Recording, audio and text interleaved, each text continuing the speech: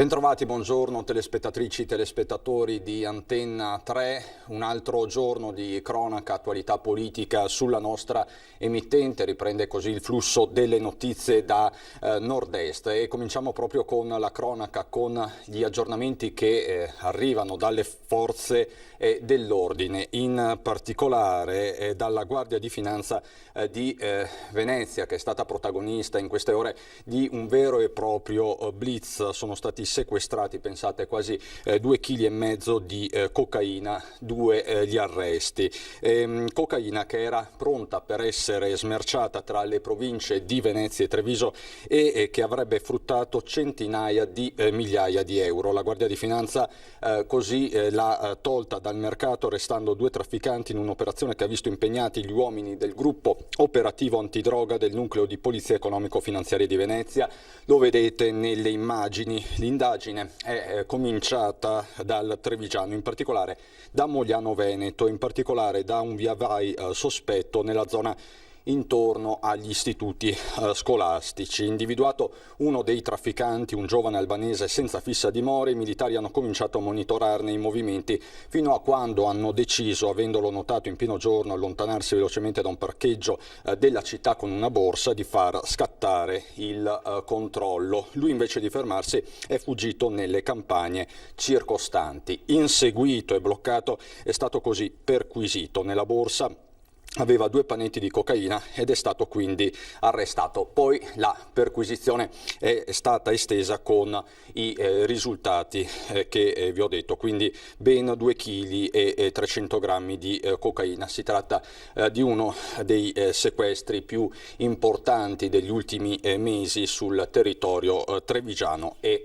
veneziano. Sempre per la cronaca restiamo a Venezia, proprio nel cuore della città. Vi mostriamo queste immagini, sono immagini che sono relative a questa mattina. La zona è quella di Campo San Polo. Si è rotto un tubo e i danni sono quelli che potete vedere. Campo San Polo completamente allagato a causa della rottura di un tubo dell'acquedotto. Il fatto è successo questa mattina verso le 8:30 e poco dopo sono arrivati sul posto i vigili del fuoco di Venezia.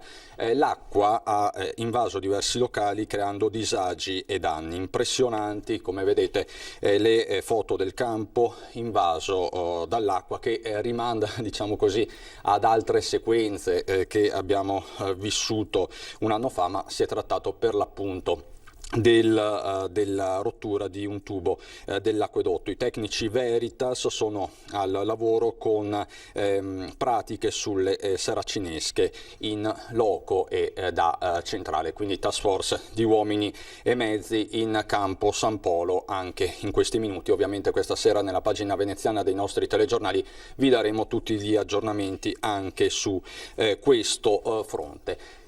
Quella di oggi e questi giorni in generale sono anche giorni contrassegnati dalle proteste dei commercianti, dai nuovi dati sul Covid, che sono dati comunque in crescita e per certi versi gravi. Vi farei sentire a tal proposito le parole di Brusaferro dell'Istituto Superiore di Sanità, che dice: siamo in fase 3 e se sarà necessario verranno attivate ulteriori misure restrittive. Leggi mini lockdown o lockdown morbido, e questo parrebbe dal 9 di novembre. Ma sentiamo Brusaferro.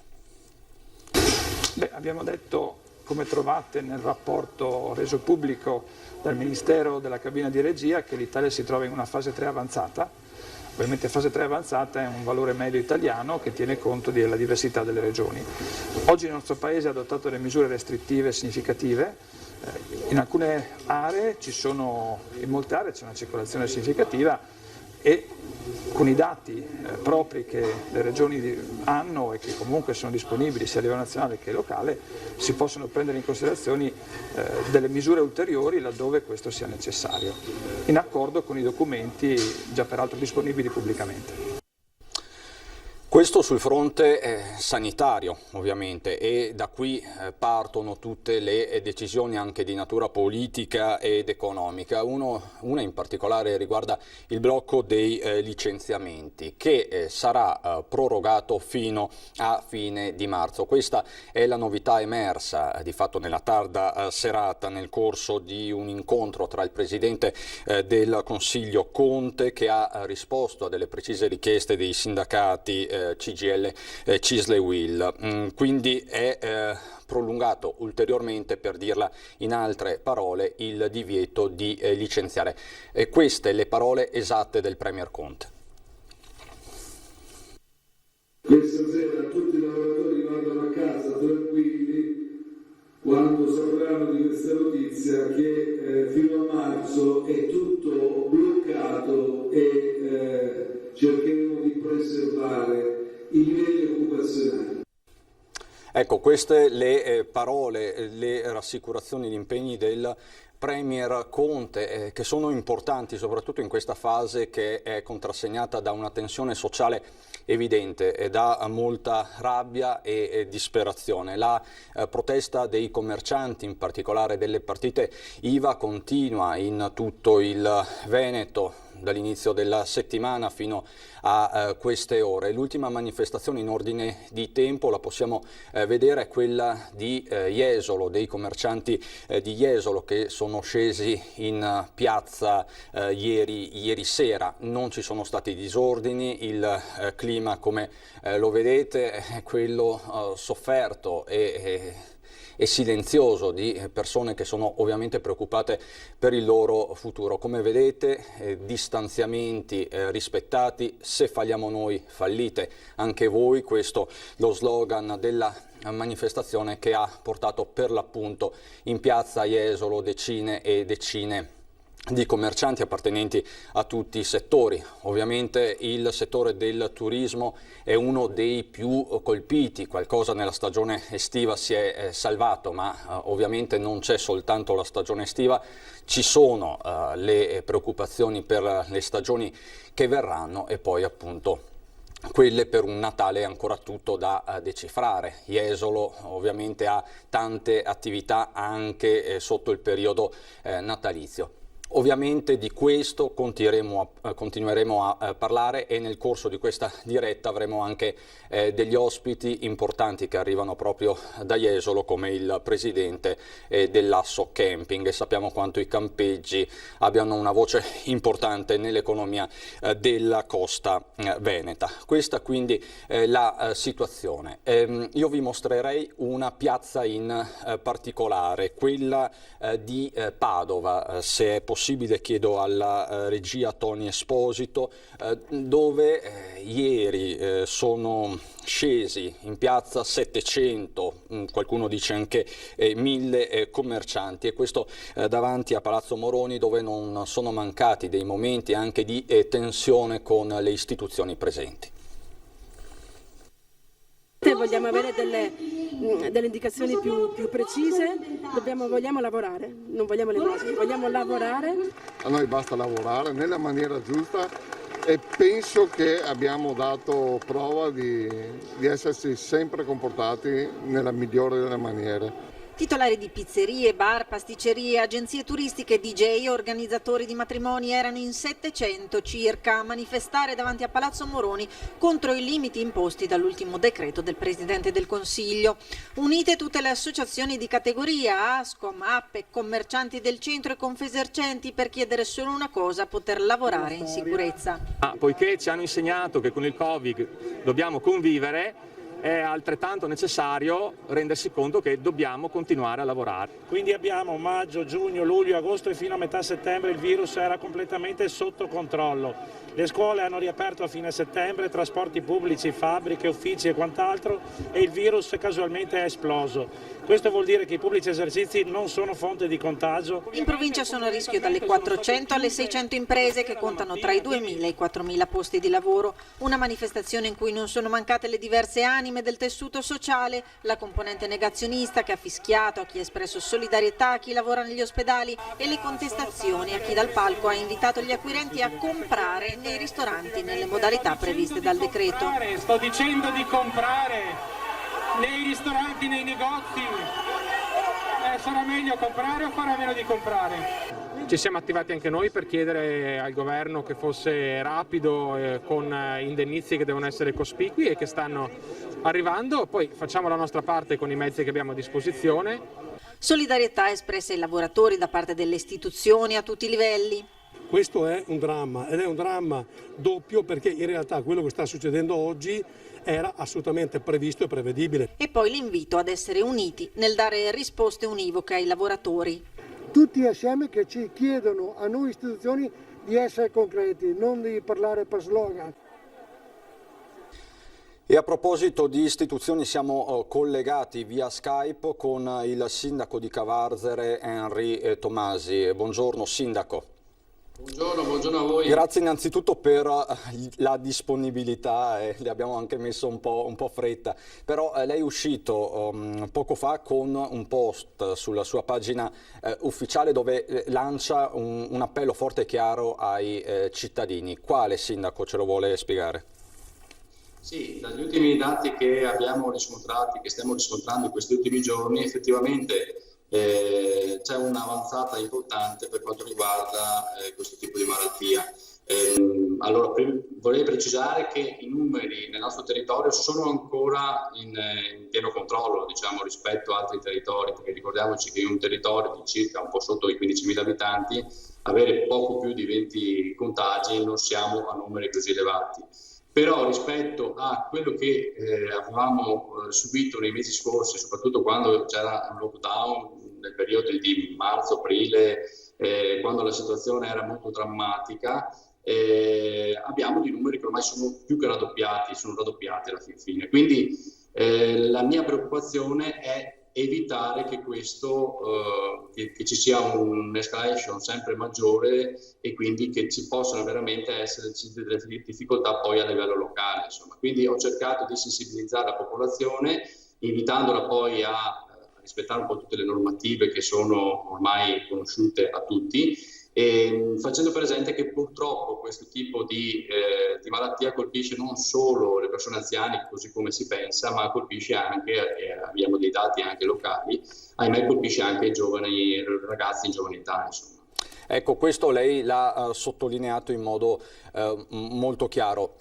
Sindaco, le chiedo un'altra cosa, perché voi come primi cittadini siete chiamati in questo momento a contemperare diversi interessi. Da una parte le esigenze di sanità pubblica, dall'altro il quadro economico che sta peggiorando. Nel suo post c'è un riferimento e anche parole di solidarietà nei confronti delle categorie del commercio. Sì, sicuramente. Allora, è difficile, la situazione è difficile e capisco tutte le attività commerciali cosa stanno vivendo in questo momento. Noi abbiamo detto nel nostro piccolo cercheremo di dare la massima, tutto quello che possiamo fare. L'abbiamo già fatto, ho ricordato anche poc'anzi, l'abbiamo già fatto in questa ultima primavera, tant'è che abbiamo, per quanto riguarda la nostra tassazione locale, che è quella maggiore, riguarda la tassa sull'immondizia, l'abbiamo proprio azzerata per tutte le attività commerciali e sto facendo adesso anche, stiamo lavorando per un piano per il futuro, per il prossimo triennio addirittura. Quindi la mia intenzione è proprio quello di fare una programmazione per quanto riguarda la tassazione comunale che sia a favore delle nostre attività commerciali e anche delle categorie più deboli che effettivamente avranno delle grosse difficoltà a causa di quello che sta succedendo adesso. Diciamo, sindaco, che i sindaci in questo momento sono veramente chiamati ad avere una visione complessiva della tematica, non più soltanto solo sanitaria o prevalentemente sanitaria come era nella prima fase, ma anche inevitabilmente economica e sociale come è adesso. Sì, sicuramente, anche perché alla fine Ricordiamoci che nel momento in cui iniziano a mancare le risorse economiche, quindi la gente, per essere chiari, per essere molto diretti, la gente non ha più risorse economiche in tasca, c'è automaticamente un problema di allarme sociale, quindi noi dobbiamo cercare di evitare questo e quindi dobbiamo studiare il modo per riuscire ad uscire assieme a tutti da questa situazione del pass. Sindaco, la ringrazio davvero, ci teniamo come sempre aggiornati. Buon lavoro al Sindaco Henry Tomasi, Sindaco di Cavarzere. E io saluto e ringrazio Emma della Libera che ci è venuta a trovare. Buongiorno Emma. Buongiorno, grazie a voi.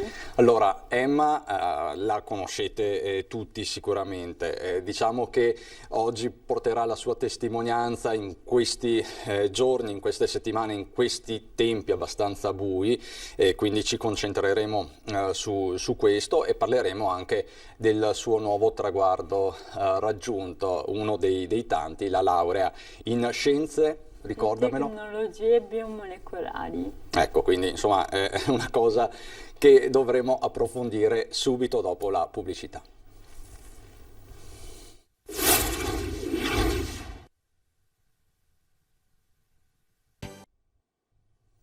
Di nuovo in diretta con Emma della Libera. Emma, di nuovo buongiorno. Allora, non abbiamo tanti minuti, fra poco ci collegheremo con Marghera, con il punto stampa del governatore Zaia, però ci sono dei messaggi importanti che tu puoi lanciare in questo momento. Ti sei laureata recentemente, dicevamo prima, in Scienze e Tecnologie Biomolecolari a Trento, e scusate se è poco, quindi portando avanti anche un tuo preciso progetto, non solo professionale ma anche di vita. Ce lo vuoi ricordare brevemente? Esatto, questo percorso di studi mi ha dato modo di approfondire, di incontrare più da vicino la patologia di cui soffro, che è l'atassia di Friedreich, che è appunto uno dei motivi per cui ho scelto di fare questo percorso improntato alla biologia molecolare, alla genetica. E penso che sia proprio il momento opportuno di parlarne, perché adesso stiamo capendo quando la ricerca è importante. Finora, quando non ci toccava a tutti, non comprendevamo l'importanza di studiare, di prevedere. Ora noi tutti, commercianti e non e cittadini, auspichiamo in promettenti ritrovamenti e terapie efficaci, vaccini. Ecco, la ricerca quindi deve andare avanti su tutti i fronti, non solo su quello del Covid, perché non esiste solo il Covid, sostanzialmente, diciamolo. E io ne posso parlare in quanto affetta da patologia degenerativa e centinaia di miei conoscenti che hanno questi problemi, che in questi mesi di chiusura, magari anche limitato accesso alle terapie e fisioterapie, hanno avuto in pochi mesi un peggioramento pari a 10 anni di progressione. Quindi bisogna guardare molti aspetti, come è stato detto prima, e anche i malati di patologie gravi degenerative non devono essere dimenticati, quindi più sostegno, più assistenza deve essere garantita, perché queste persone non hanno perso solo dei mesi come tanti altri, hanno perso proprio degli anni, perché non possono trascurare la loro salute. E questo è un appello al quale noi ci associamo senza ombra di dubbio, perché la fisioterapia per determinati soggetti, soprattutto quando si parla di malattie neurodegenerative, è fondamentale, deve essere costante, non può subire dei lockdown. No, perché il corpo non dice è tutto chiuso, allora mi fermo. E devo dire che per fortuna il Veneto non si è completamente fermato, però è indubbio che alcune misure siano state applicate a tutti indistintamente quando le situazioni non hanno le stesse ripercussioni su tutti, ma su alcuni ne hanno ben di più. Qui ti vediamo bella sorridente con la tua tesi in mano, interamente in inglese, sì, tra l'altro. Qual è stata l'emozione principale? Allora, devo dire che sebbene causa Covid sia stata a distanza, è stato molto emozionante discutere il proprio lavoro e ricevere poi la votazione, le congratulazioni. L'emozione più grande è quella di sapere di aver fatto qualcosa che può portare in futuro a crescere la conoscenza, a sicuramente ripercussioni anche utili. E volevo lanciare un altro appello, che era questo: che noi in questi mesi abbiamo capito quanto è brutto non poter fare le cose, non poter andare in determinati posti. Io approfitto di questo spazio per dire che in questi periodi di sconvolgimenti di luoghi pubblici, di ristoranti, di altre strutture, ricordiamoci anche dell'accessibilità, perché qualcuno era in lockdown anche prima di tutto questo, quindi facciamo in modo che quando usciremo dalle nostre case potremo uscire tutti come cittadini, tutti con le pari opportunità. Anche questo è un appello che non possiamo che non condividere, Emma, perché appunto questa pandemia ha, diciamo così, messo all'angolo soprattutto i più deboli, da tutti i punti di vista. Prima abbiamo visto le proteste dei commercianti, ma questo vale anche per chi è portatore di disabilità. Sì, vale sì per i motivi che ho detto prima, per appunto dei disagi o degli accessi. Cioè, a un certo punto qualcuno si è anche trovato a dire il distanziamento, ma io ho bisogno di figure per la mia autonomia, per la mia vita, che devono stare vicino a me, quindi nemmeno tutti possono applicare questo distanziamento. Quindi che sia un momento propizio per ricordarsi di tutta la variabilità delle persone, dei cittadini che vivono in questo territorio, perché ci sono anche loro stanno subendo dei danni, secondo me sono tra le categorie più danneggiate, quindi c'è bisogno di dirlo, infatti sono qui anche per dire questo. E fra poco ci collegheremo con Marghera, con il governatore Zaia, che ti aveva fatto anche i complimenti pubblici per la tua laurea e così via. Cosa ti senti di dire al governatore e ai rappresentanti delle istituzioni? Innanzitutto che sono molto fiera di appartenere a questa regione e credo che in molti ambiti sia all'avanguardia e guardando la situazione non si può lamentare, basta. Però alcuni aspetti sono stati trascurati, non nascondo che degli ostacoli grandi sono stati posti ai malati gravi, ai disabili. So che non è la prima volta che viene citata questa roba, quindi anche se sono molto riconoscente per lo spazio e per quello che mi è stato dato, ammetto che ci sono dei punti su cui lavorare. Quelli di cui abbiamo parlato, esatto, sostanzialmente, esatto. Quindi che sia il momento questo anche per riconoscere le differenze sostanzialmente, per esatto, dare un ruolo alle diversità. Possiamo dire questo, Emma? Sì, assolutamente, possiamo dirlo. E niente, io credo che anche avere altre campane in politica sia fondamentale. in questo momento i politici si trovano a dover pesare veramente tante cose sulla bilancia, forse tante anche di cui si erano dimenticati in passato, ma che non possono più fare a meno di ignorare, anche adesso che tutti, grazie ai social, grazie ai media, hanno una voce, quindi possono denunciare delle problematiche.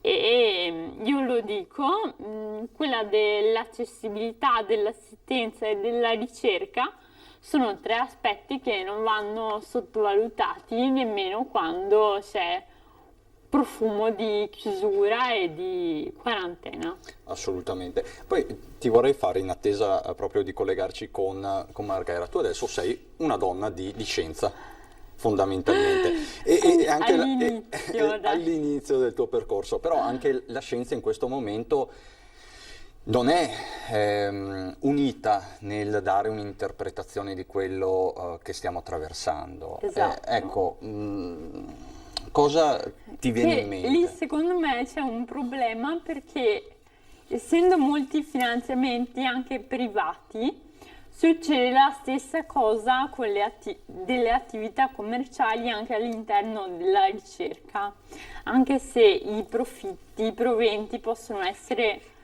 per il bene di tutti, quindi pubblici, e sottostando alle stesse leggi, perché subentrano i privati e non i finanziamenti pubblici, c'è questa corsa, questa gara a chi trova prima quella soluzione, a chi pensa prima a quella cosa che magari non è la migliore in assoluto, e non c'è la condivisione di un lavoro collettivo globale tra vari centri di ricerca nel mondo, come dovrebbe essere, e forse arriveremo a una soluzione definitiva e valida molto prima. Ma ognuno cerca di raggiungere quel pezzettino prima degli altri per avere un riconoscimento economico, dei finanziamenti, per avere la fama.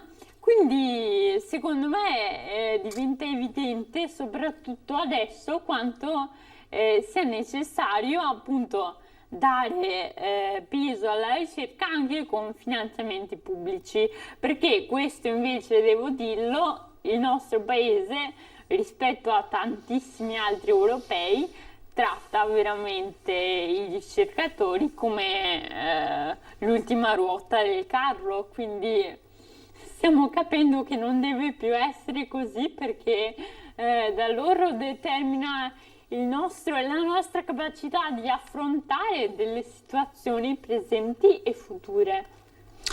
Investire in ricerca e investire risorse pubbliche, questo di fatto. Questo di fatto è, ma quindi diciamo che ci sono tanti piani, c'è il piano politico, il piano scientifico, il piano economico.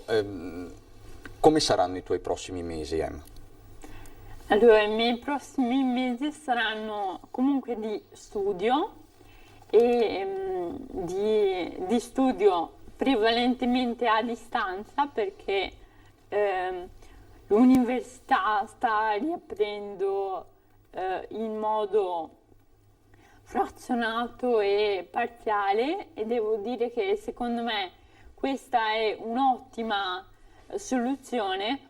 Purtroppo non è applicabile in modo così efficiente anche a medie o elementari, perché lì non si ha a che fare con adulti che fruiscono dei contenuti, quindi ammetto che non deve essere semplice la soluzione.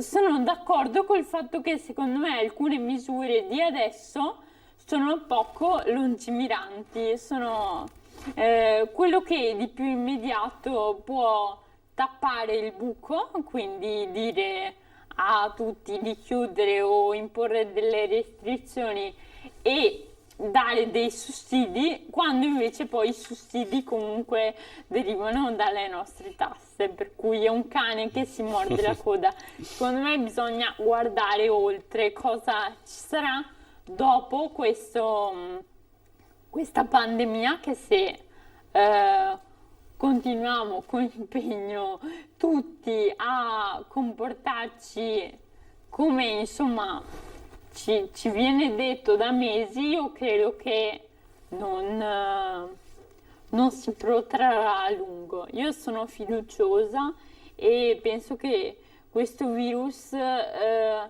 breve sarà meno pericoloso per noi, meno pauroso. Ovviamente non ho la sfera di cristallo, però questa è la mia previsione. E ai giovani che ti stanno guardando da casa in questo momento, cosa dici? Che magari sono alle prese con la didattica a distanza, che hanno visto stravolgere le loro abitudini? Dico che devono utilizzare le loro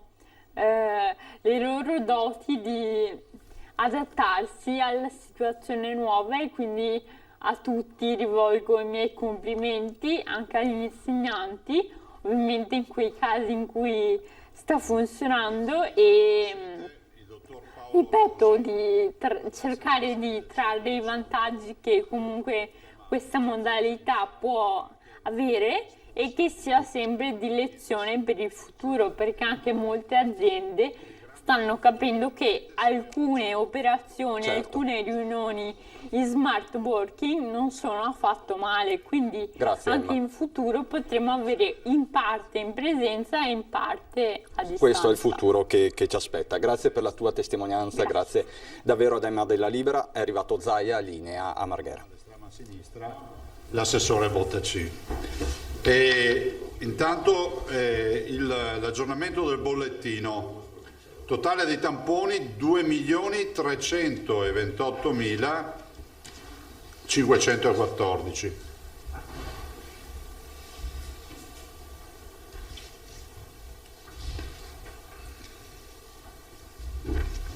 Scusate. Numero dei positivi 56.953. Sono 2.697 in più rispetto a 24 ore fa. I positivi di oggi sono 29.179.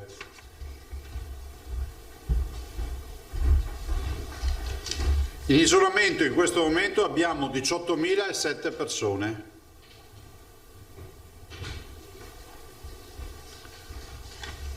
I ricoverati sono 908, le terapie intensive 127, i morti sono 2401, i dimessi 4750. E per quanto riguarda il solito dato che vi do, poi ho concluso col bollettino, cioè i sintomatici di oggi rispetto ai positivi di oggi a domicilio abbiamo 28.255 positivi, 486 sintomatici, vuol dire che fondamentalmente abbiamo il 98% per farla, diciamo, fare un conto al volo. Sarebbe il 98,18%, comunque facciamo 98% dei positivi a domicilio che sono asintomatici. Allora voi vedete che con questi due numeri capite che con i ricoveri siamo di fatto con tutta la regione in fascia 3. Avevamo detto che superati i 900 ricoveri si passa alla fascia 3 che va dai 900 ai 1500 ricoverati in area non critica. Le terapie intensive si stanno avvicinando alla fascia 3, quindi vedete che c'è anche una sorta di contemporaneità o quasi contemporaneità, perché a 150 persone ricoverate nelle terapie intensive si scatta la fase 3. Abbiamo detto ieri che la fase 3 è già realtà.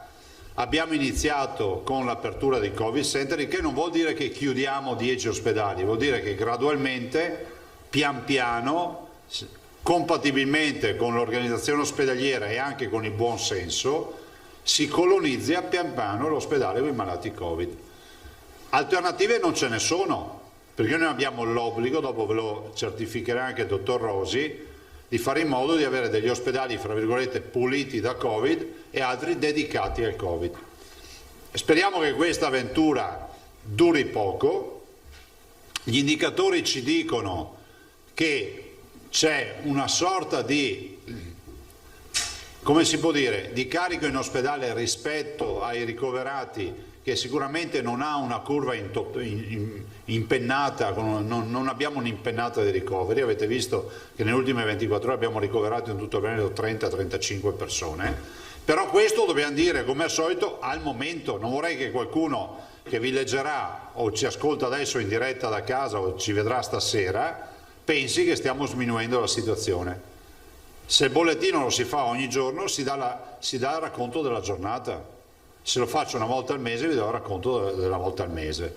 Quindi oggi vi devo dire che la curva da 3 giorni comunque ci dà una sorta di piccola inclinazione in ascesa, ma insomma fondamentalmente, come dice Bottacci, c'è anche una sorta di stabilizzazione che non fa, attenzione, non fa giurisprudenza, perché 3 giorni di curva che nei ricoveri comunque si appiattisce un po', può essere solo il preludio a un'impennata di domani o dopodomani. Però noi guardiamo obiettivamente giorno dopo giorno cosa succede. Il senso di questi punti stampa è di informare, di non nascondere nulla ai cittadini, di non dar vita a leggende metropolitane, confrontandoci direttamente con bollettini ufficiali. Ricordo che ci sono dei paesi nei quali i bollettini ai cittadini non li danno.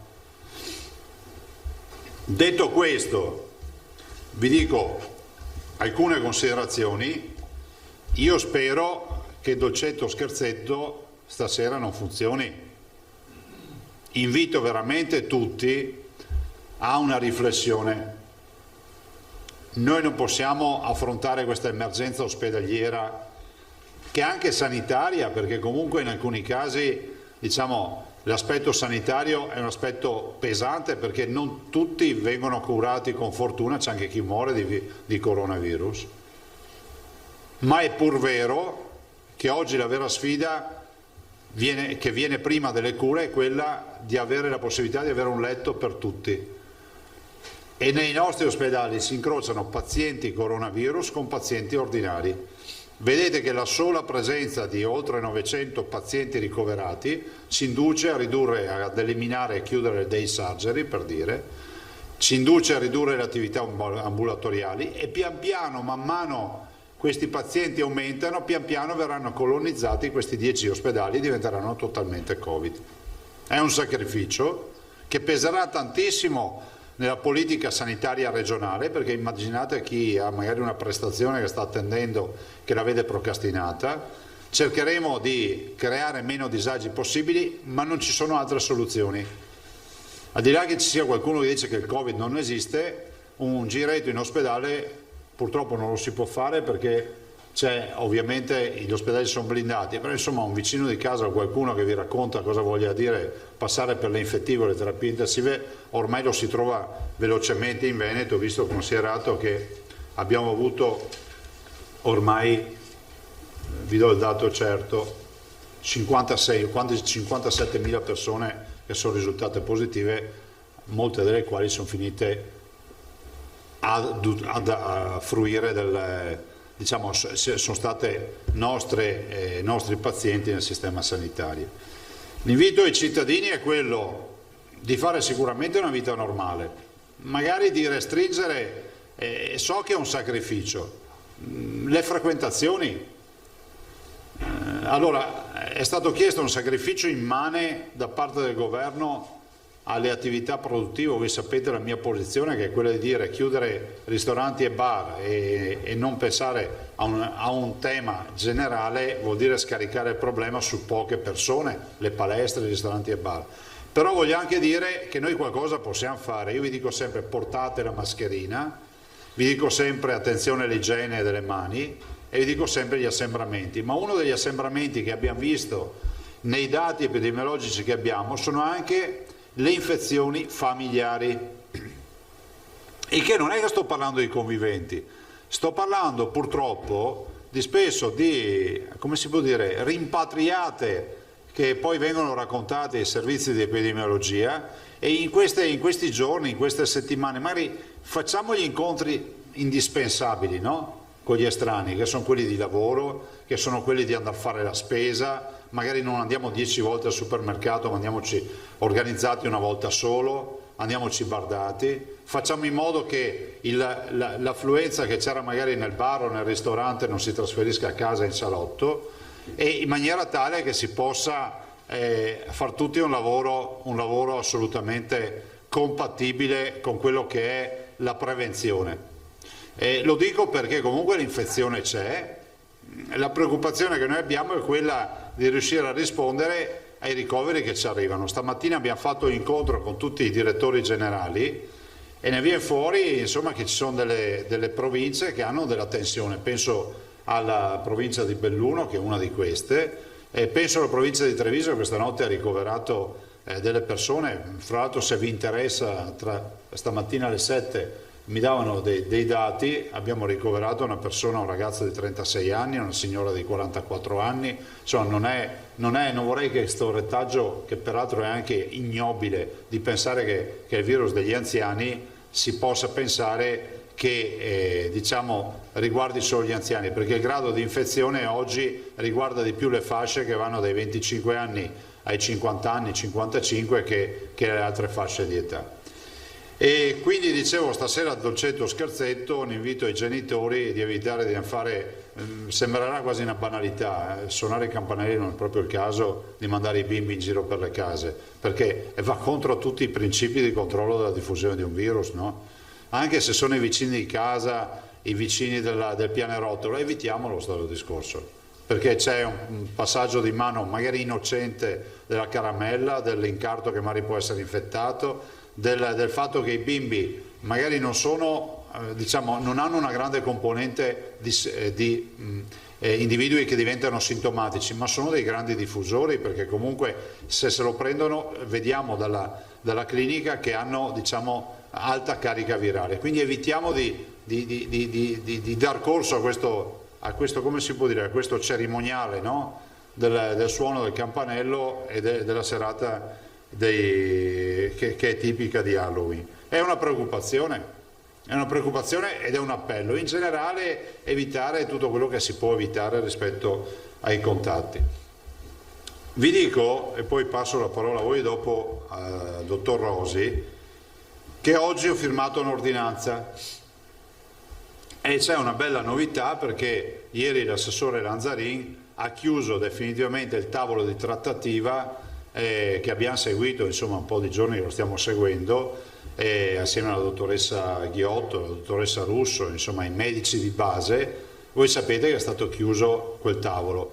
Nei prossimi giorni, quando entreremo nell'operatività, che verosimilmente significa medici di base che fanno i tamponi, ringrazio i medici di base che hanno aderito a questa iniziativa in maniera volontaria, precocemente, perché ricordo che su 3.150 medici di base, grazie a un'operazione fatta in Veneto, e qua devo ringraziare la FIMS perché va riconosciuto che ha aderito da subito con una quota a parte in maniera volontaria, ci ha portato 650 medici di base che hanno aderito in maniera volontaria, noi li abbiamo forniti di tamponi a fare i tamponi.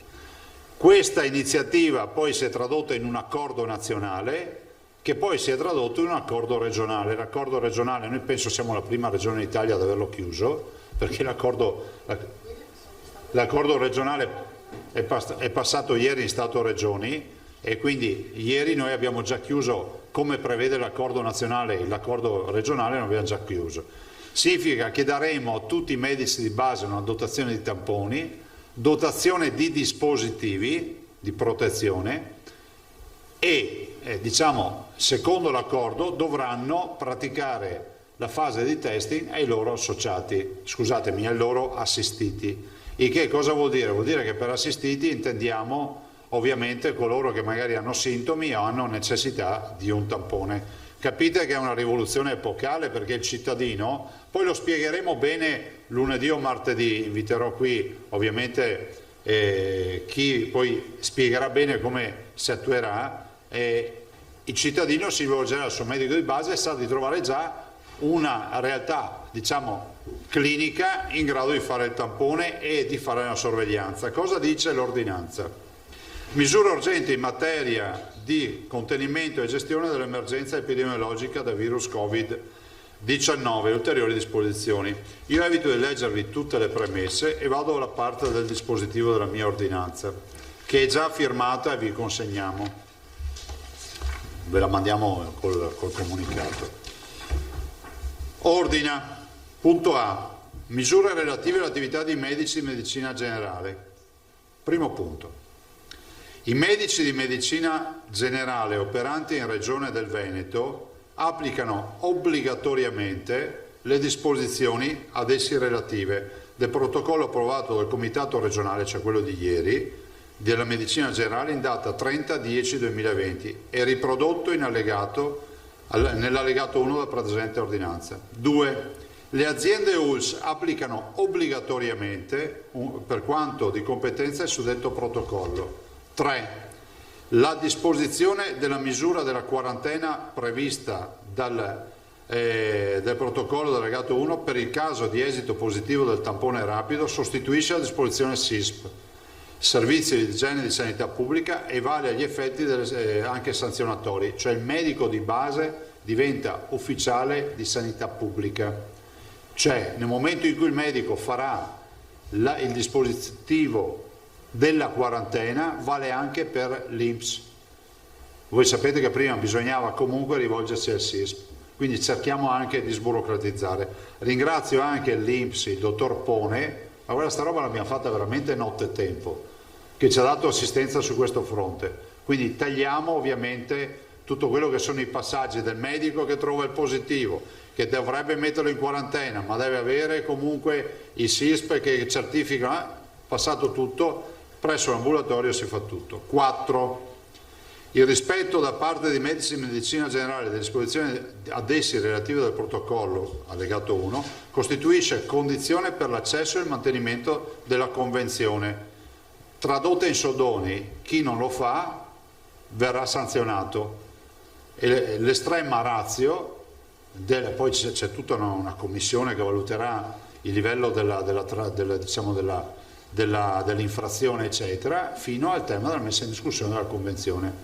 Guardate, questo è un accordo che abbiamo approvato con i medici di base e penso che sia fondamentale che tutti facciano questo servizio.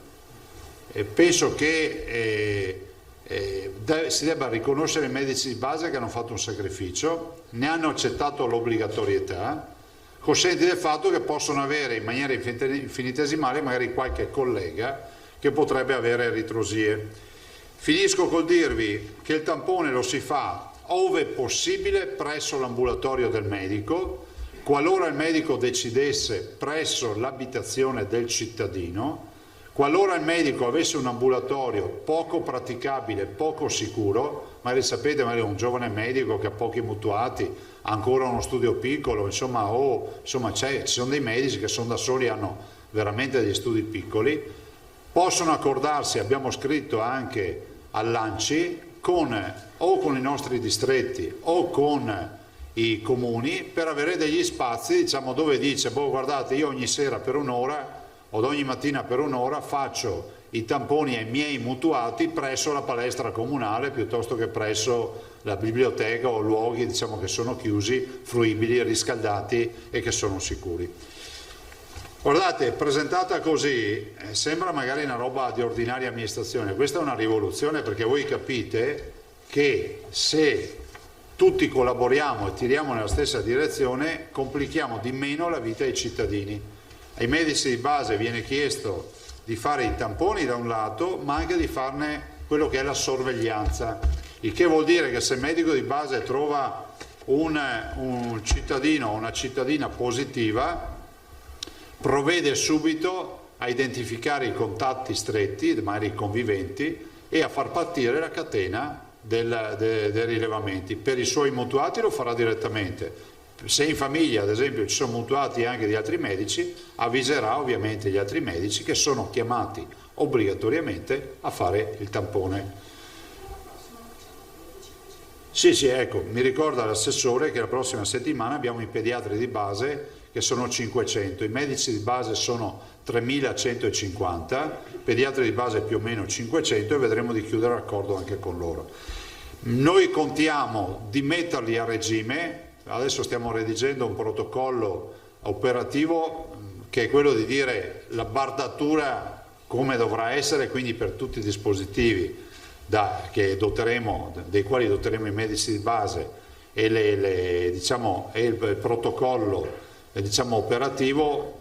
Penso che la volta di massimo martedì la chiudiamo questa partita anche con la fornitura dei tamponi. Sarà la regione a fornire i tamponi tramite azienda zero, verranno distribuiti secondo un calcolo che facciamo. Stiamo facendo un calcolo di base che però, capite, è spannometrico, perché c'è da dire che poi il sospetto diagnostico lo decide il medico di base, per cui uno può fare un tampone come un altro può decidere una via pesante con i tamponi.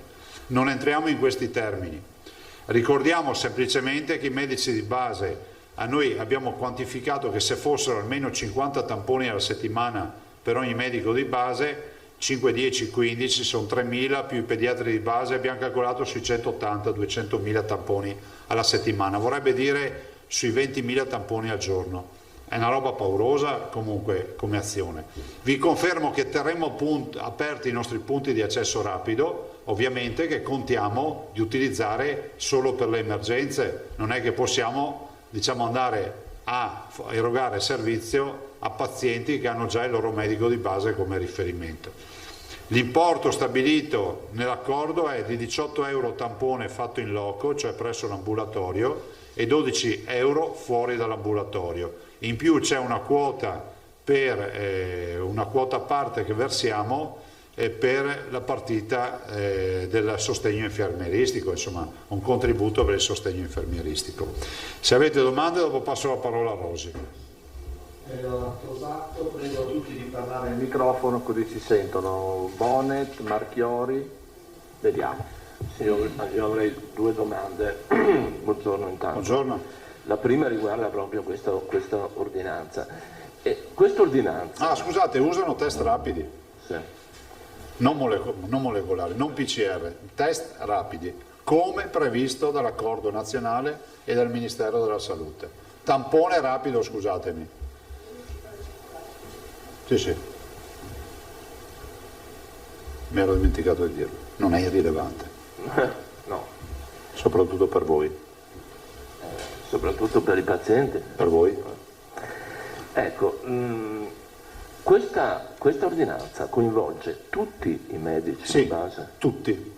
Ecco, è il contratto nazionale per cui chi si esime dal farlo verrà sanzionato. Si spiega questo passaggio, perché io ho capito che all'accordo aveva aderito la FING, che è la grande maggioranza. Ma l'accordo, il tavolo regionale poi vota e vince e passa il provvedimento a maggioranza e quindi è per tutti. Punto. Non esiste l'obiezione di coscienza. Ma lo dico perché insomma è remunerato l'accordo, dobbiamo riconoscere fino in fondo il sacrificio che viene chiesto a un medico, anche da un punto di vista organizzativo, scusami, però è pur vero che davanti a questa difficoltà, a questa crisi, ai cittadini dobbiamo tutti assieme erogare il servizio.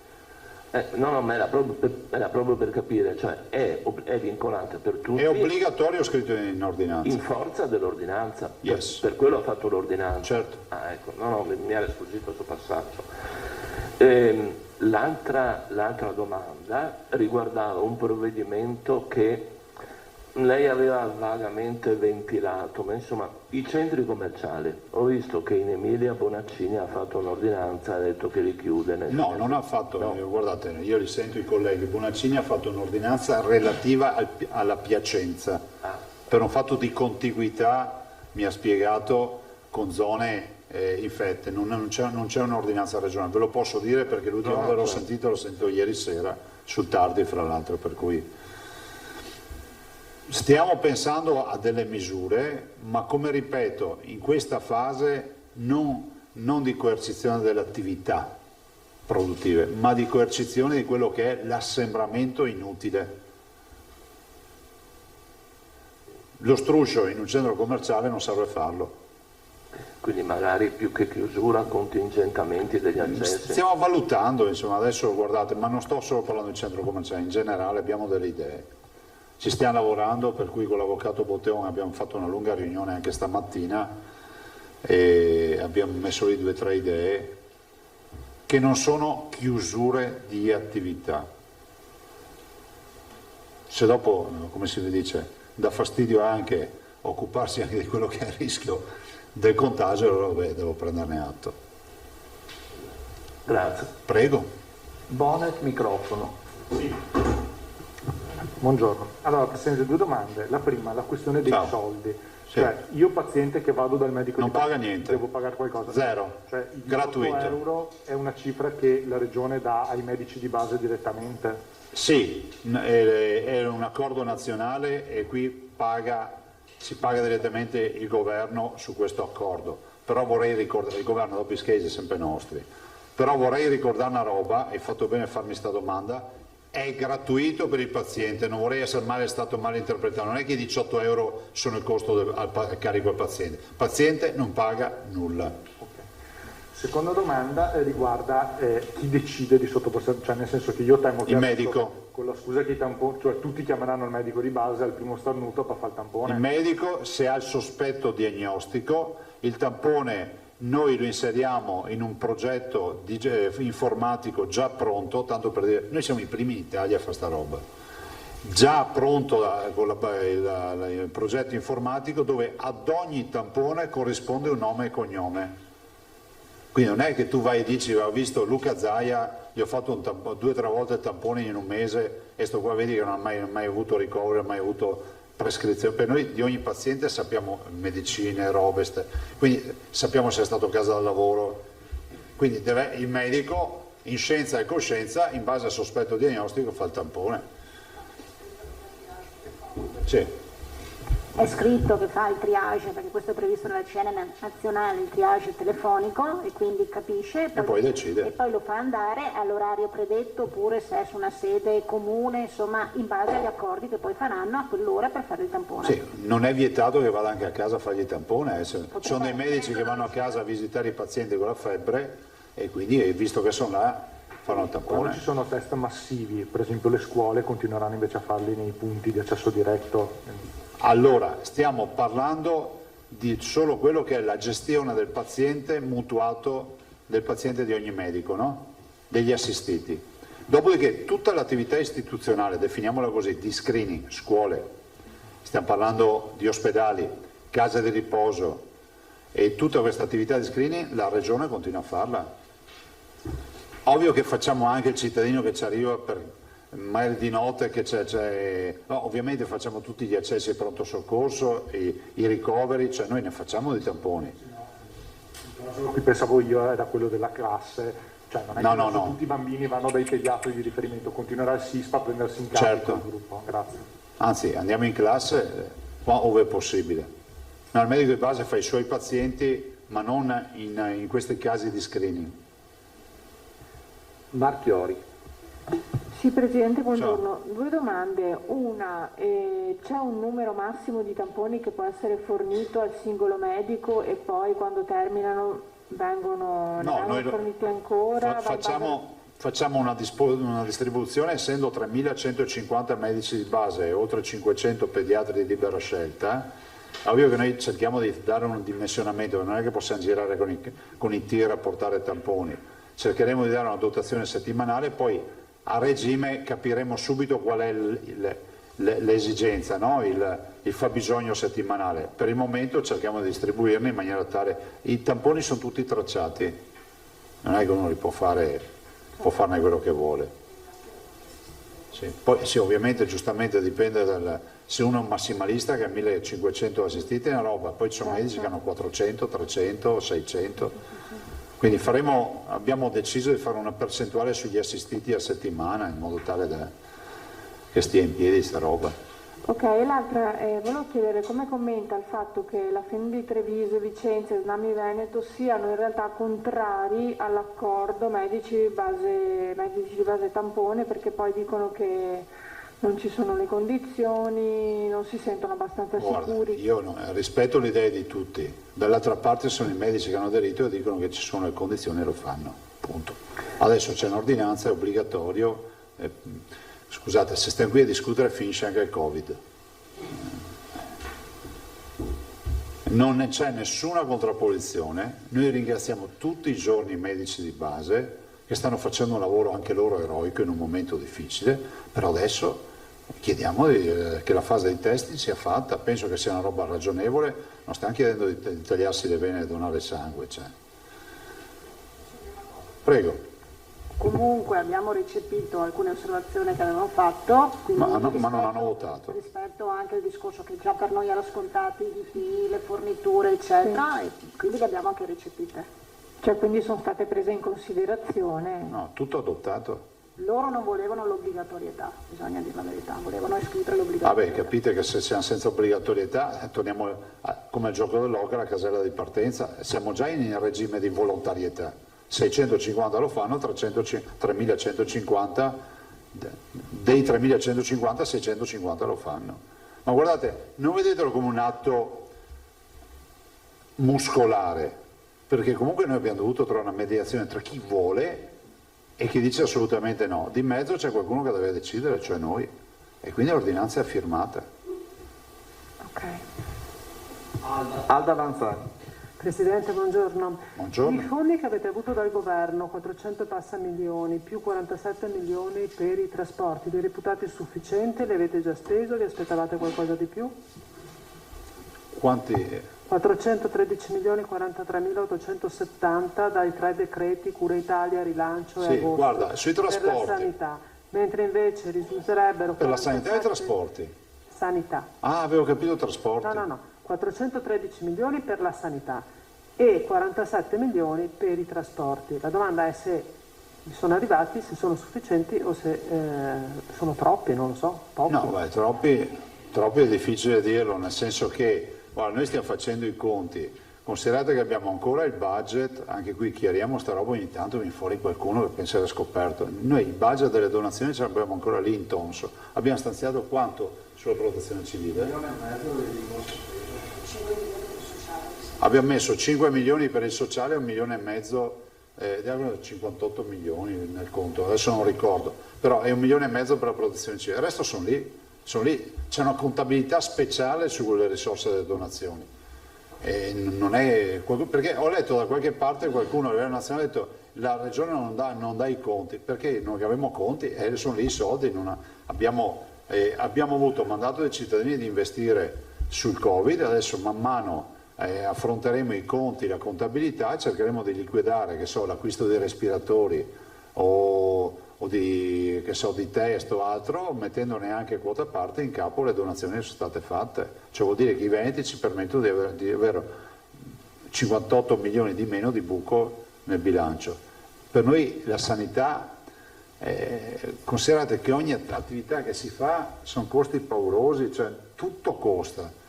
E allestire 1000 terapie intensive è costato, si diceva che una postazione costa almeno 30.000 euro, ma andando via leggeri, tanto per darvi una dimensione, cioè 1000 sono 30 milioni di euro. E poi andate ad esempio a quello che sono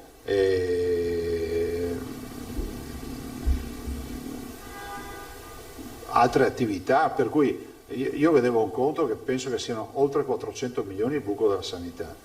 Il buco, le spese che abbiamo, adesso dobbiamo fare tutti i conti. Considerate che ieri ho messo a dirvi una roba ed è grave, mi viene in mente adesso, non vi ho detto che ho nominato il dottor Masullo in sostituzione di Mantoan. Mi sono dimenticato ieri, mi sono reso conto adesso, ve lo stavo dicendo, il dottor Masullo appunto, ho nominato lui in questa fase di transizione, l'ho nominato in maniera tale che essendo l'uomo dei conti ci dia anche ci dia anche una visione rispetto al bilancio e a tutto quello che è, ma non per mettere in discussione la gestione, per comunque in questa fase, siccome non abbiamo modo di aver subito il sostituto direttore della sanità, almeno ce l'abbiamo dal punto di vista dei conti e quindi controlla. Sui trasporti, Alda, Noi abbiamo avuto a livello nazionale due forti stanziamenti, uno da 500 milioni e uno da 400 milioni. E poi quello da 400 milioni è stato ridotto di 300 milioni perché sono state destinate ad altre partite, e noi gli investimenti che potevamo fare li abbiamo fatti. Dopo darti l'analitico non sono in grado di dartelo, però posso farlo dare dal vicepresidente De Berti, che è più sul pezzo di me, insomma, su questa roba. Ti mandiamo una nota. Presidente, era per capire, siccome una delle polemiche di questi giorni è gli autobus sono stracarichi, le corriere, i treni locali, eccetera, se con i fondi che avete avuto dal livello centrale erano sufficienti per porre... Ma guarda, noi abbiamo attivato 186... Allora, intanto cominciamo col dire, ve l'ho detto ieri, che noi non gestiamo trasporti, ci sono delle società. Allora, abbiamo in Veneto attivati 187 corse con i privati, diciamo aggiuntive ad oggi. Non è vero che sono state attivate all'ultimo momento, perché un po' in tutte le province ho visto che c'è chi più, chi meno. Ci sono delle difficoltà oggettive, ci sono state, con la chiusura, cioè con l'apertura della didattica a distanza al 75%, il problema si è risolto sull'affollamento dei trasporti. Resta il problema nel momento in cui si tornerà a regime, perché l'80% in alcune corse non è possibile garantirlo di riempimento, quindi ci vogliono risorse. Però poi ad esempio i treni sono una partita nazionale, perché qualcuno tenta sempre di far credere che i treni siano un problema della regione. La regione fa un accordo con il gestore, ma il gestore non è che ha più treni da darti, cioè quei sono i treni, li ordiniamo 3 anni prima per avere un treno, fate un po' voi. Grazie. Poi ti faccio avere magari una nota dal Sole De Berti. Antonella Prigioni, se riesci a raggiungere, grazie Antonella. Buongiorno Presidente, Ciao. forse è una domanda più per il Dottor Rosi. Lei prima ha fatto cenno del ricovero di 2 persone relativamente giovani all'ospedale. Volevo sapere qual è il profilo di chi viene ricoverato e di chi viene ricoverato in terapia intensiva, e quali sono anche le condizioni di chi è in terapia intensiva, per capire un po'... Beh, guarda, sui positivi possiamo già dirti che oltre il 70% dei positivi oggi in Veneto ha meno di 65 anni. Questo è un dato che vediamo, e la prossima settimana vi portiamo anche una tabella fatta bene con i contagiati, le fasce di età, le percentuali. Come ho capito, oltre il... No, diciamo oltre il 70%, cioè almeno il 70%, che forse la dicitura esatta è questa, almeno il 70%, ma più, ha meno di 65 anni. Le fasce meno interessate dai contagi sono quelle alte e quelle molto basse di età. A differenza di quello che accadeva a marzo, o pensiamo accadesse a marzo, perché vi ricordo che la diagnostica di marzo era limitata rispetto ad oggi, e quindi ci concentravamo sulle case di riposo e su categorie a rischio. A marzo era predominante la fascia alta d'età, no? Gli anziani eccetera. Per le terapie intensive poi il Dottor Rosi vi dirà tutto. Se non ci sono altre domande, tu Filippo? Se avete per me poi io vado, vi lascio con gli assessori del Dottor Rosi. Sì, un dettaglio sul Dottor Masullo, esattamente che incarico ha avuto? Lui oggi è capo area e è il responsabile del bilancio in regione. Quindi, sì, ma in relazione a Mantoano? Sostituisce Mantoano. È il direttore, è segretario regionale della sanità, mi sembra segretario si dice.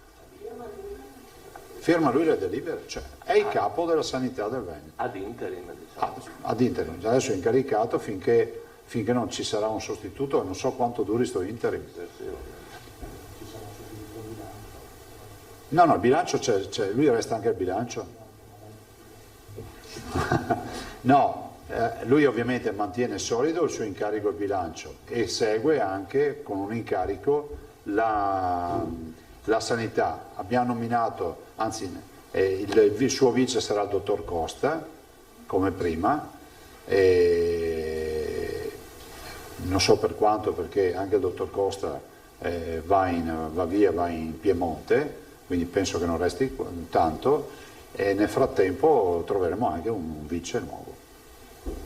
Però insomma la macchina, guardate, funziona come in azienda. Se un'azienda chiude perché va via una persona, vuol dire che non è un'azienda. È chiaro, no? È come se andassi via io dalla regione e chiudesse chiudesse la regione, allora vuol dire che non è un'azienda. Quindi tutti necessari, nessuno indispensabile. Qua funziona così. Lo dico perché noi dobbiamo anche dare la tranquillità ai cittadini che qui c'è un governo della macchina, non è che siamo qui ad aspettare che piova. Posso fare una domanda? Prego. Prego. Allora, oggi sul nostro giornale Martella, sottosegretario, ha fatto un appello, diciamo così, a una condivisione anche politica della gestione della pandemia. Allora, c'è la possibilità che questo accada? C'è una sede dove questo può accadere? Lei non la ritiene indispensabile? Cosa pensa? Ma guarda, io ho sentito, siccome sono molto impegnato a rispondere al vicepresidente De Berti e a Martella, che è anche più esperta di me sui trasporti, su queste robe. So che mi ha detto che avrebbe chiesto un'intervista a voi, che immagino darete con lo stesso spazio. Grazie. Molte grazie. Come Parmigiani aveva già richiesto. No, ma la fai te? Chi è che la fa l'intervista? No, senti la vicepresidente. Perché ho visto che mi diceva che ha parlato anche di trasporti, per cui è giusto.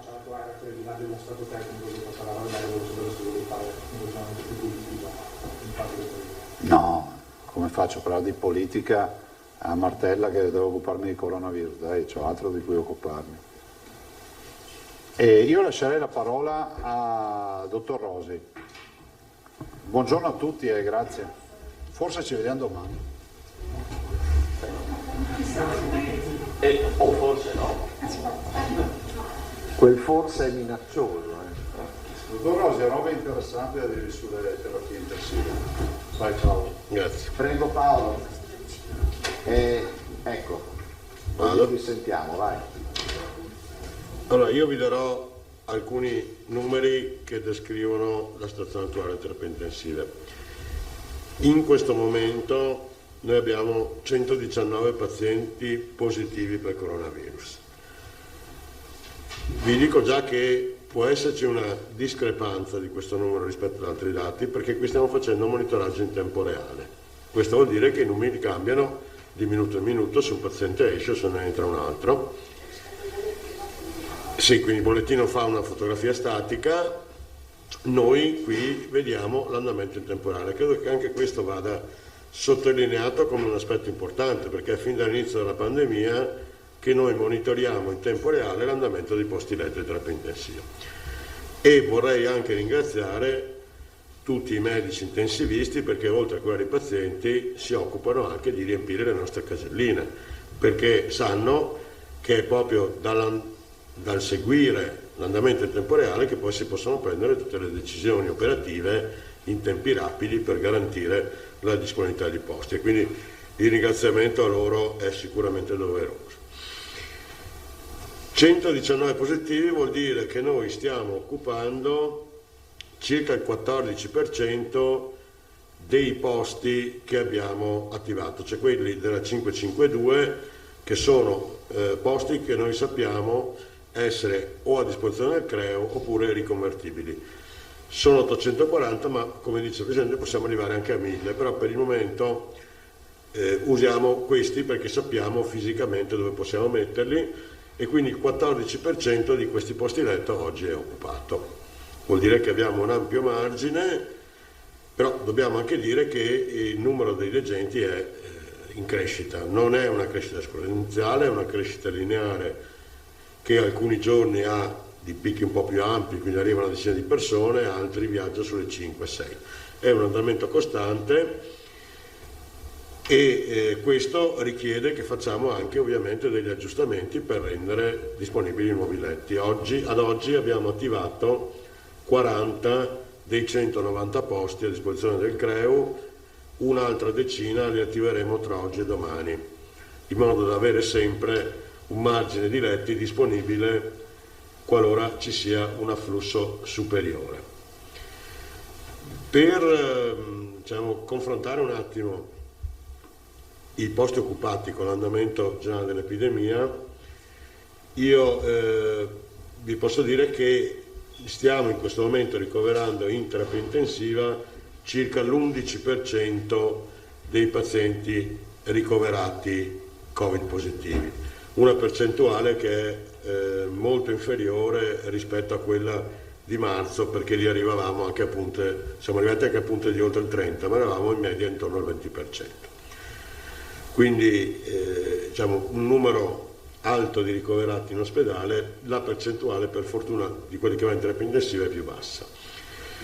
Se li confrontiamo con il totale dei positivi, in terapia intensiva ci va lo 0,4% dei positivi, vuol dire 1 ogni 225 positivi in questo momento è in terapia intensiva.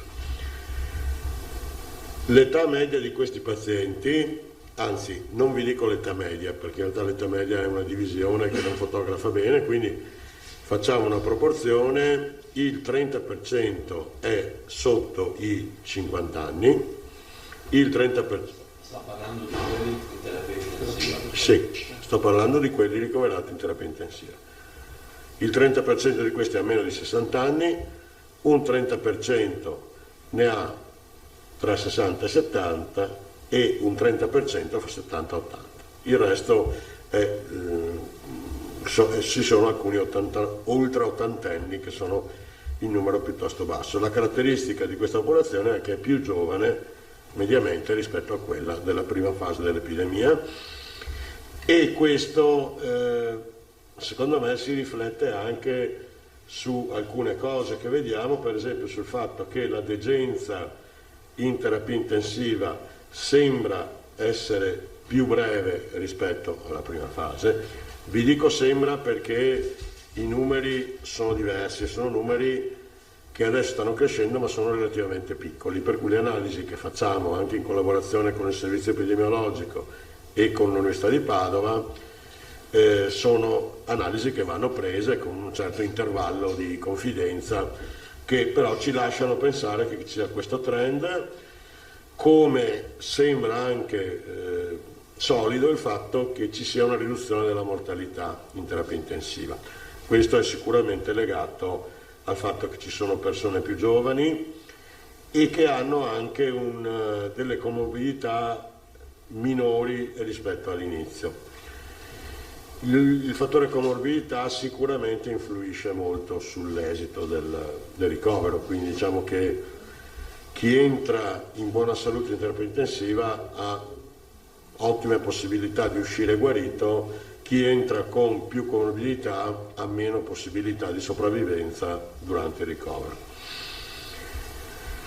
Ecco, questo direi che descrive la situazione attuale. Abbiamo ovviamente delle proiezioni che vengono fatte sui ricoveri che ci dicono che se il trend non cambia continueremo ad avere questo numero di accessi e che quindi sarà necessario poi continuare a procedere con l'attivazione di ulteriori letti, ovviamente andando a ridurre attività non essenziali degli ospedali, perché il personale è questo. Avete delle soglie temporali, cioè mi spiego, tipo a metà novembre potremmo avere questo target di occupazione, a dicembre questo, a gennaio questo, a febbraio questo? Allora proiezioni così lunghe non sono possibili. Noi riusciamo ad avere una proiezione abbastanza affidabile, cioè che vuol dire che l'intervallo di confidenza, diciamo, l'ampiezza della previsione è abbastanza limitata e quindi il dato è abbastanza credibile, che arriva a circa 10 giorni.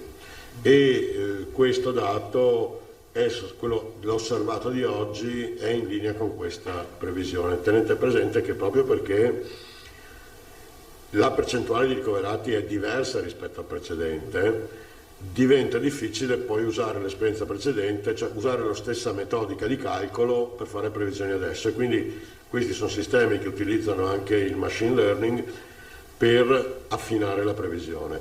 Siamo ancora abbastanza all'inizio, però vedo che la previsione era di avere tra 120 e 100 ricoverati al 1° di novembre, ne abbiamo 119, la previsione direi che in questo momento sta funzionando, però è una previsione su una settimana. Allora, se questa, diciamo, mantenendo questo andamento, che però adesso io vi dico il dato che io vedo oggi, magari domani cambia, è nel giro di una decina di giorni di avere circa 160-170 ricoverati. Però questa, ripeto, è una previsione che più passa il tempo e più si allarga come forchetta. È chiaro che la previsione per domani è molto attendibile, quella fra 10 giorni ha una variabilità che può andare da 160 a 180, quindi comunque diciamo, quello che per noi è importante non è il numero preciso, è sapere che siamo all'interno della possibilità di gestire i posti letto con la metodica attuale, cioè che non abbiamo bisogno di fare balzi in avanti che presuppongono operazioni drastiche. Insomma, cioè, il processo con cui stiamo attivando i nuovi letti in questo momento è compatibile con quello che è l'andamento previsto. Altre domande? Antonella, poi la Ranzan, poi di nuovo Bore.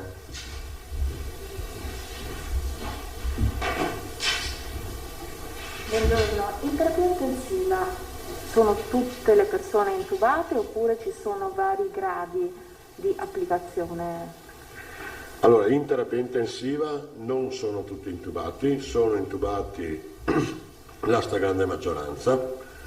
Abbiamo una parte di ventilazioni non invasive, quindi pazienti che non sono intubati ma richiedono comunque supporto ventilatorio, che si sta riducendo man mano che si sono aperti i letti di subintensiva, e poi però abbiamo anche i pazienti che sono stati estubati e quindi va considerato che questi rimangono, magari fanno un periodo di non invasiva e poi di ossigenoterapia, però finché non sono stabili non escono. E quindi sono quasi tutti intubati, in realtà la fotografia oggi è questa. Dottore, secondo lei il fatto che ci sia una minore mortalità tra i ricoverati in terapia intensiva, ma anche, diceva, non tutti sono intubati, dipende soltanto dal fattore età? Sono più giovani, hanno meno malattie, quindi diciamo che si presentano, o anche dal virus stesso, se è cambiato secondo voi o no? No, allora sul virus cambiato, cattivo, buono, proprio non ne parliamo, nel senso che queste sono cose che discuteranno gli esperti di questo, e comunque si possono fare solo con analisi approfondite e statistiche di larga scala. Quello che sicuramente oltre all'età influisce è anche un aggiustamento delle terapie, perché oggi si capisce di più del virus, si sa per esempio che esiste una componente diciamo iperreattiva dell'organismo che va controllata con l'uso dei cortisonici, si sa che c'è una componente di infiammazione dei vasi sanguigni che può portare alla coagulazione e quindi va trattata con gli anticoagulanti.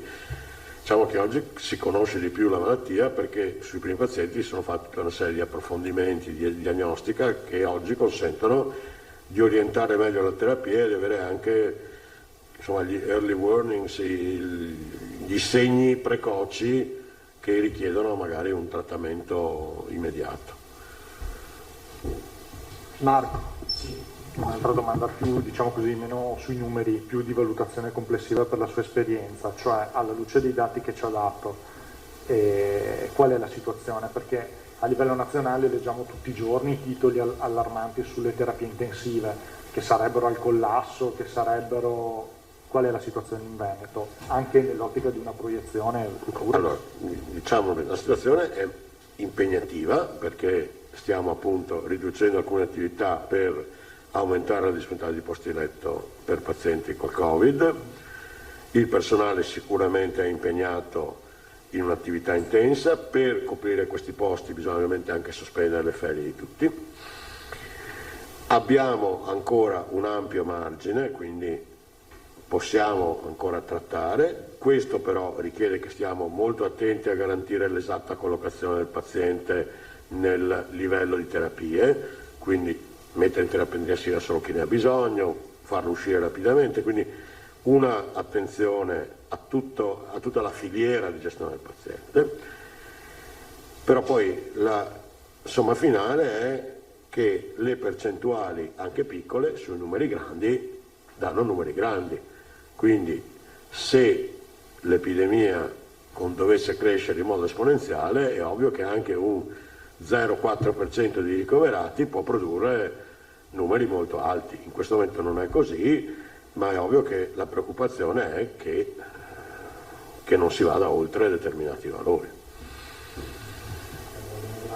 Altre domande? Scusami, che va legata al fatto, la grande preoccupazione è quella, cioè noi oggi abbiamo il problema del personale, cioè essendoci anche tanto personale infetto, personale che non troviamo, eccetera, cioè il rischio è, quando si dice che il sistema oltre all'occupazione, è proprio quello, perché oggi il grande dramma è legato al fatto del personale già non ce n'era, più oggi avete visto i numeri, insomma c'è anche personale, l'abbiamo visto anche da noi, insomma che purtroppo essendoci che il virus circola, questo quindi fa sicuramente ad aggravare la situazione. Certo.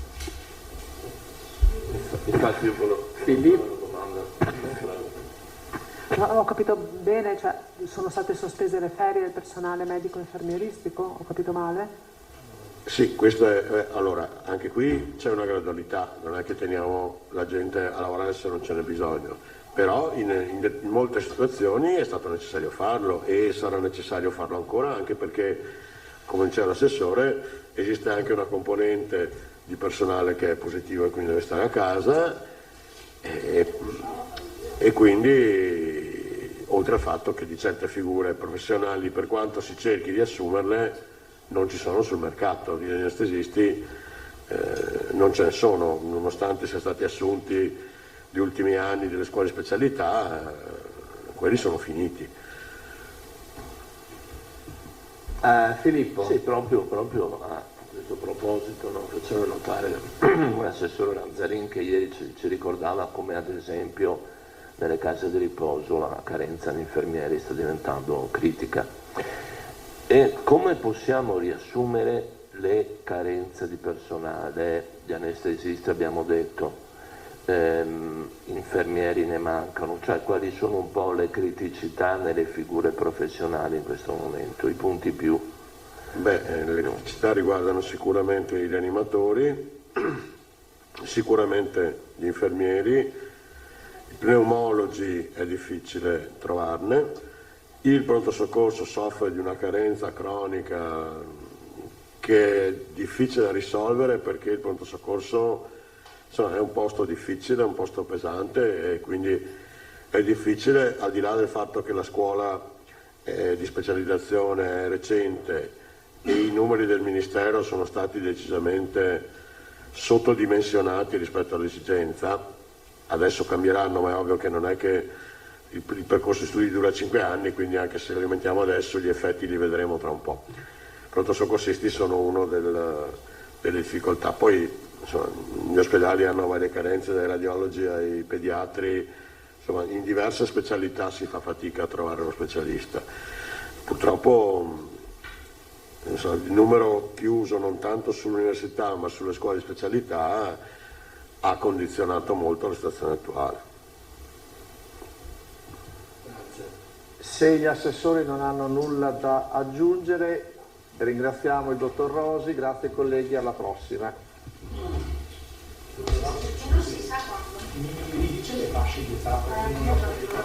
Questo quindi il punto stampa di oggi, forse c'è un'altra domanda al dottor Rosi. Facciamo prima, un terzo sotto il 50, un terzo tra 50 e 60, scusate, un terzo 50, un terzo copre la fascia da 50 a 70 e un terzo copre la fascia sopra i 70. Quindi il 90% è sotto il 50. Il 30% è sotto il 50. Torniamo pure in studio. Nella fascia 60. Queste sono delle precisazioni, sta rispondendo alle domande del collega Bonet. Insomma, una conferenza stampa, lo avete sentita, con tanti spunti. Innanzitutto un appello proprio di giornata. Stasera è Halloween, è la notte di Halloween, ma dice Zaia non è proprio il caso di mandare in giro i bambini. Niente dolcetto o scherzetto. perlomeno per quest'anno, perché la situazione, appunto, come ci raccontano le curve del contagio, è critica. Siamo comunque nella fase 3 dell'emergenza in Veneto, proprio da ieri sera. Fase 3 significa che si sono superati 900 posti letto nei reparti di area non critica. Partirei proprio dai dati che ha diffuso Zaia all'inizio, perché sono 1830 i nuovi contagiati nella notte in Veneto. Anche questa è una cifra record. Di fatto il trend è di crescita in questi giorni, quindi di fatto ogni 12 ore registriamo un record. La provincia più colpita, quella di Padova, quasi 500 nuovi casi nella notte, 493 per l'esattezza. Poi c'è Vicenza 334, Treviso 323, 274 Verona, 273 Venezia, Belluno 44, Rovigo 59, un incremento importante anche per la provincia polesana. Ma Zaia non ha solo parlato ovviamente della notte di Halloween, ma ha di fatto spiegato, illustrato la nuova ordinanza che prende le mosse dall'accordo siglato a livello regionale ieri con i medici di base, quindi l'effettuazione dei tamponi presso gli ambulatori dei medici di famiglia. Il cittadino quindi potrà rivolgersi direttamente al medico di base, che potrà fare il tampone. Per i medici di base, va detto, è obbligatorio farli. Su questo Zaia è stato molto chiaro: chi si rifiuta verrà sanzionato. Quindi cosa succede? Succede che quando il medico di base, ma su questo torneremo nel dettaglio nel corso dei nostri telegiornali, va a decretare la quarantena, questa vale anche per l'INPS, quindi si taglia un passaggio di burocrazia, ha detto Zaia. Presso l'ambulatorio quindi si può fare tutto. Certo, con delle regole. Se il medico decide, il tampone può essere fatto in casa, e se il dottore ha uno studio non idoneo, è un po' il punto del braccio di ferro che c'è stato in queste settimane, gli stessi medici di famiglia possono accordarsi con i comuni o i distretti sanitari per ottenere spazi nuovi. Questo ha detto Zaia oggi. Poi è intervenuto anche il dottor Rosi, che è capo del SUEM 118 dell'ULSS 3 Serenissima, ma è anche uno dei nomi più noti nel settore dell'emergenza urgenza in Veneto, che ha scattato una fotografia molto puntuale sui pazienti Covid attualmente ricoverati. Ci sono anche dei giovani, ha detto. Lo stesso Zaia ha portato due casi, un soggetto ricoverato di 36 anni, un altro di 44. Questo sul fronte appunto del punto stampa di Zaia, queste le novità di giornata. Ovviamente c'è poi tutto l'aspetto economico delle proteste di piazza, che continuano ad andare avanti. Tra l'altro una era in programma alle 2 di oggi a Conegliano, il sindaco l'ha di fatto bloccata, braccio di ferro che è andato avanti per giorni, ma non è detto che non succeda qualcosa. Noi siamo sul posto anche a Conegliano, quindi se ci sono degli aggiornamenti vi terremo ovviamente aggiornati come sempre. Settore economico in fermento, piccolo commercio in particolare, partite IVA, ma anche il settore ovviamente del turismo, che è il settore principale del Veneto. Per questo saluto e ringrazio, è venuto qui in studio a trovarci Francesco Berton, che è presidente di Assocamping di Cavallino Treporti. Buongiorno, esattamente. Cavallino Treporti, che ricordiamo è la seconda spiaggia per presenza in Italia. In Italia sì, noi siamo la prima spiaggia del Veneto, come esattamente aveva detto lei. Il Veneto è la prima regione d'Italia, nel periodo prima del Covid realizzava 70 milioni di presenze turistiche, metà di queste sono realizzate dal comparto balneare, quindi dalle nostre spiagge venete. Nel panorama delle spiagge venete spicca Cavallino Treporti come prima spiaggia in termini di presenze, seconda in Italia e sesta località turistica, cioè quindi senza per parlare di spiaggia e di mare, sesta località turistica dopo le città d'arte di tutta Italia, quindi dopo Roma, Firenze, Venezia, al sesto posto arriva Cavallino Tre Porti, quindi che è considerata la capitale europea del turismo all'aria aperta. C'è una forte concentrazione, oltre il 90% delle presenze proprio realizzate dai campeggi e villaggi che la nostra associazione rappresenta. Ecco, la fotografia attuale. La maggior parte dei campeggi ovviamente è chiusa per ovvie ragioni. Avete salvato il salvabile in quest'estate 2020, possiamo dirlo? Ecco, questo penso sia il modo più chiaro per definire la stagione. Ovviamente siamo partiti da una primavera in cui c'era una fortissima preoccupazione proprio se ci sarebbe stata o meno la stagione turistica, grazie anche all'intervento importante della Regione Veneto con la collaborazione di tutti gli enti, in particolar modo poi a noi con il comune di Cavallino Tre Porti siamo riusciti a far partire la stagione, una stagione che è stata assolutamente in salita. Noi abbiamo avuto la possibilità di aprire a fine maggio, per giugno, luglio ci si è concentrati prevalentemente nei weekend con una clientela prevalentemente nazionale e locale. Agosto e settembre invece hanno visto il ritorno del turismo internazionale europeo, quello che è il nostro bacino di riferimento, che è la Germania, l'Austria, i paesi appunto del centro Europa, e quindi agosto e settembre hanno permesso di recuperare un po' di quello che è stato comunque perso. Noi dai nostri associati il dato definitivo, perché le ultime strutture hanno chiuso da pochi giorni, è un meno 42% rispetto alle presenze del 2019. Quindi che in termini di fatturato? Più o meno coincide, intorno al 40%, è una bella cifra, insomma, perché diciamo che il nostro settore genera a livello di località circa 200 milioni di euro di fatturato, il 40% va quasi a dimezzarlo, insomma. È una voragine. È una voragine. Se qualcuno un anno fa avesse detto che sarebbe calato del 10%, saremmo stati tutti lì a strapparci i capelli. Un 40% è un numero importante che sostanzialmente ci permette di rimanere in piedi. Ovviamente i bilanci avranno il pareggio, qualche segno rosso, quest'anno ovviamente è così. La grande soddisfazione di quest'estate comunque è stata quella di poter aprire, di poter garantire lavoro ai nostri collaboratori. Nelle località balneari si sa è fortissima la presenza di lavoratori stagionali. Noi negli ultimi anni le nostre strutture hanno sempre cercato di allungare sempre di più la stagione, ormai eravamo arrivati a una stagione di 6-7 mesi, che vuol dire garantire per quasi tutto l'anno a molti un lavoro.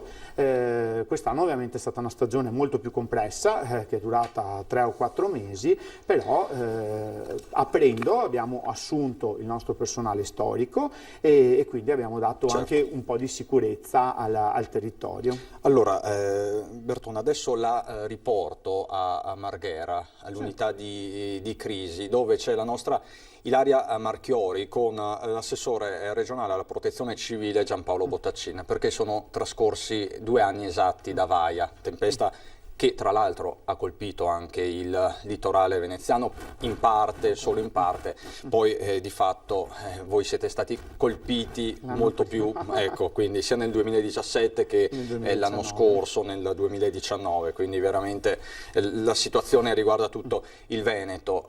Ma siamo collegati con Ilaria, adesso la vedo, con l'assessore regionale Bottaccin, che è stato uno dei volti, forse il volto che più ha contraddistinto anche l'emergenza Vaia nella montagna bellunese e non solo. Buongiorno Ilaria e buongiorno al tuo ospite. Sì, buongiorno Cristian, buongiorno a tutti i telespettatori. Ci troviamo qui nella sede della Protezione Civile di Marghera e come hai anticipato insieme a me c'è l'assessore regionale alla Protezione Civile Giampaolo Bottaccin, che proprio in quei tragici giorni di 2 anni fa potremmo dire, assessore, lei non ha praticamente chiuso occhio per giorni e giorni. Ma sì, è stata un'esperienza piuttosto impegnativa, ha colpito 208 comuni del Veneto, giusto anche ricordarlo, dalla montagna bellunese fino alla provincia di Rovigo, quindi una situazione veramente complicata da gestire che ci ha visti impegnati con la Regione in prima linea. Ricordiamo che dal 2018 il Presidente della Regione è anche autorità di protezione civile, quindi ovviamente l'impegno doveva essere il massimo e ce l'abbiamo messa tutta. Ecco, quei giorni sono stati davvero spaventosi per il territorio, tanto che lei ha voluto metterli anche nero su bianco, lo sappiamo poi nei mesi successivi, ma che cosa l'ha colpita maggiormente? Cosa le è rimasto di più nel cuore? Cosa l'ha turbata anche di più? Ma mi ha turbato vedere il nostro territorio, il territorio del Veneto, devastato. Il capo dipartimento della protezione civile, che è abituato a vedere scenari complessi, ha detto che aveva visto uno scenario apocalittico. Quindi detto da lui fa capire che la situazione era veramente complicata, il territorio devastato. La cosa ovviamente ti segna, soprattutto se riguarda il territorio che conosci molto bene. Io sono bellunese. E la cosa che mi ha colpito di più sono stati i cittadini che ancora prima che arrivassero i primi soccorritori erano lì che spalavano il fango e cercavano di risollevarsi, no? Qualcuno ha detto: non abbiamo tempo per piangere, dobbiamo ripartire. Ecco, questo è sicuramente stato il primo messaggio positivo che è partito dal Veneto, e poi dopo sono arrivati i soccorsi, è arrivata la solidarietà di tutti, delle province meno colpite verso le province più colpite, quindi è stata veramente una corsa all'aiuto reciproco che veramente ha fatto emergere il lato più positivo delle persone e direi anche del Veneto. Visto e considerato che il 12 marzo del 2019 il Presidente della Repubblica è venuto a Belluno e ha dichiarato che il Veneto ha dato una lezione di protezione civile a tutta l'Italia, quindi credo che questo possa essere motivo di orgoglio e finalmente si è capito che qui c'è qualcosa di veramente importante dal punto di vista della solidarietà e dell'aiuto reciproco. Ecco, nei giorni di Vai è stata colpita anche Venezia, perché ci fu una qualche eccezionale che forse era un po' anticipava un po' quello che sarebbe successo circa un anno dopo, ovvero l'anno scorso, con poi quell'altra acqua alta che ha toccato i 187 centimetri, ma anche Venezia fu colpita. Sì, anche Venezia fu colpita nel 2018 come nel 1966 in occasione dell'altro grande alluvione che ha colpito il Veneto, e a differenza del 66 però è anche giusto ricordare che pur avendo piovuto più o meno nella stessa maniera, ma con in più il vento fortissimo, per fortuna, e non è una fortuna, non abbiamo contato oltre 100 morti come nel 66, e questo è dovuto al fatto che, e lo dicono autorevoli esperti, che in questi anni si sono fatte opere di prevenzione, penso consolidamenti arginali, piuttosto che bacini di laminazione, piuttosto che briglie a difesa degli abitati in montagna, che hanno fatto il loro mestiere e quindi hanno ridotto l'impatto in termini di vite umane. Ecco, oggi qual è la situazione dopo i danni causati da Vai? I cantieri vanno avanti nonostante l'emergenza Covid? Sì, i cantieri vanno avanti, sono stati aperti in 2 anni ed è stato un lavoro molto complesso, 1321 cantieri, 922 milioni di euro di opere appaltate e avviate. Abbiamo avuto qualche problema con il Covid per ovvi motivi, insomma molte imprese venivano da fuori, quindi nel periodo del lockdown abbiamo avuto dei problemi, però i lavori continuano ad andare avanti. Abbiamo un problema che è relativo soprattutto in alcune zone, la parte più alta della montagna, che è quello della stagionalità. D'inverno non si può lavorare quando le temperature si abbassano e quindi abbiamo una finestra di lavoro che è ridotta ai mesi estivi, però il lavoro continua ad andare avanti. Stiamo lavorando sul piano del prossimo anno, 2021, ci sono ancora oltre 200 milioni anche per il 2021 da investire, quindi si continua in questa direzione. 2 anni fa il Veneto è stato messo in ginocchio, ora però si sta rialzando come sempre con dignità. Ma sì, i veneti lo hanno dimostrato sempre, no? I veneti hanno dimostrato che dal dopoguerra in poi questa era una terra molto povera e non si sono mai arresi, no? Una volta se volevi sopravvivere dovevi andare a fare l'emigrante, infatti il Veneto è terra di grandi emigrazioni. Qualcuno è andato all'estero, è riuscito a far bene, non ha portato delinquenza all'estero. qualcuno è ritornato, ha fatto crescere questo Veneto e questo dimostra che è una terra che è fortemente laboriosa, ma anche una terra che non si arrende mai, e questo rende orgoglioso anche me di poter rappresentare i veneti nel ruolo che ho e che ricopro, cercando di fare del mio meglio. Ecco, avete sentito, dunque abbiamo cercato di riassumere in questi pochi minuti quelli che sono stati quei tragici giorni e anche quanto poi è stato fatto in questi 2 anni insieme all'assessore regionale alla protezione civile Giampaolo Bottacin. Se non ci sono altre domande dallo studio io restituisco la linea, vi ringrazio. Grazie davvero Ilaria, a te e all'assessore Bottacin, buon lavoro a entrambi. Grazie.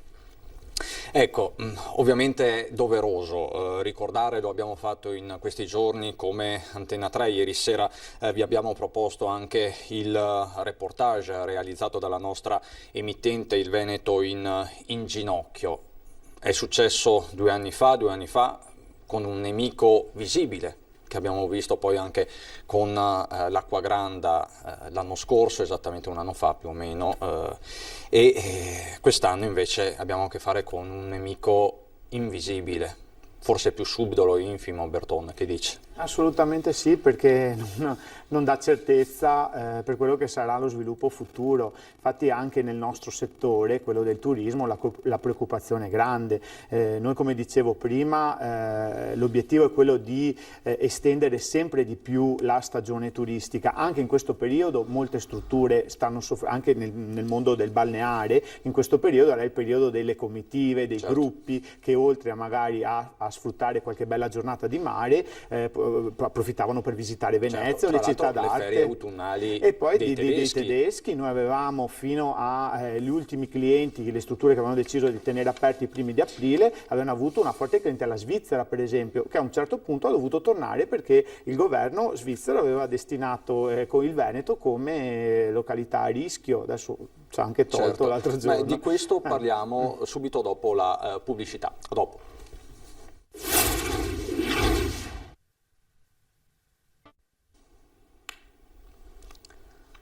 Di nuovo in diretta anche per questo sabato pomeriggio di Halloween, che dovrebbe essere di Halloween, ma che di fatto non lo è. Dico questo perché il governatore Zaia in conferenza stampa oggi lo ha detto chiaro e tondo: non fate Halloween se non appunto a livello molto intimo e familiare, magari con i bambini, perché comunque non è il caso di andare in giro, mandare in giro i bambini a fare dolcetto o scherzetto, per ovvi motivi, ma sappiamo che su questo terranno gli occhi ben aperti anche le forze dell'ordine. A Treviso abbiamo parlato con la polizia locale, ma in generale tutti sono schierati per contenere o evitare lo svolgimento di party in casa, fondamentalmente troppo affollati. Questa quindi la situazione che dà un po' la dimensione di quello che stiamo vivendo. Zaia, che poi ha firmato una nuova ordinanza, l'abbiamo vista poco fa, sui tamponi presso i medici di base, perché come sapete, come vi abbiamo raccontato, è stato raggiunto un accordo importante che cambierà in qualche modo la geografia del tampone, chiamiamola così, e anche la diagnostica sul territorio, essenziale per contenere anche il contagio, come ormai abbiamo imparato a conoscere bene. Con noi resta Francesco Berton, che è presidente dell'Asso Camping di Cavallino Treporti, che di fatto è una delle realtà economiche più importanti del Veneto, d'Italia ed Europa, perché comunque Cavallino Treporti è la prima località per gli amanti del campeggio, del camping, diciamo, questo lo possiamo dire. Del turismo all'aria aperta, quello che ci caratterizza come località è proprio il concetto dell'aria aperta, che in questo periodo è anche molto ricercato, nel senso sia in termini di ricettività, ma quindi campeggi, villaggi dove sono insediati all'interno di pinete e all'interno di queste pinete offrono servizi di altissima qualità come parchi acquatici, ristorazione, animazione e tutto quello che ci si può aspettare da una vacanza appunto completa per le famiglie prevalentemente. Ma lo stesso territorio di Cavallino Treporti poi è caratterizzato da un'agricoltura, quindi ampi spazi, prodotti di qualità, e poi alle nostre spalle abbiamo la laguna di Venezia, che è per gli amanti appunto della bicicletta, del birdwatching, di tutto quello che è ambiente e aria aperta, è veramente un paradiso. Vediamo delle bellissime immagini che ci fanno bene anche al morale. Bene e male, male perché insomma diciamo che l'estate è finita da molti punti di vista, ecco, e l'autunno è arrivato anche prima del previsto, un autunno non solo meteorologico. Ecco, io le mostrerei però non solo queste immagini, Bertone, chiedo a Tony Esposito se possiamo mettere anche quelle della protesta di ieri sera a Jesolo, eccole qua. Questi sono imprenditori, partite IVA, che lavorano nell'indotto sostanzialmente, nell'indotto dei camping, degli alberghi, del turismo anche destagionalizzato.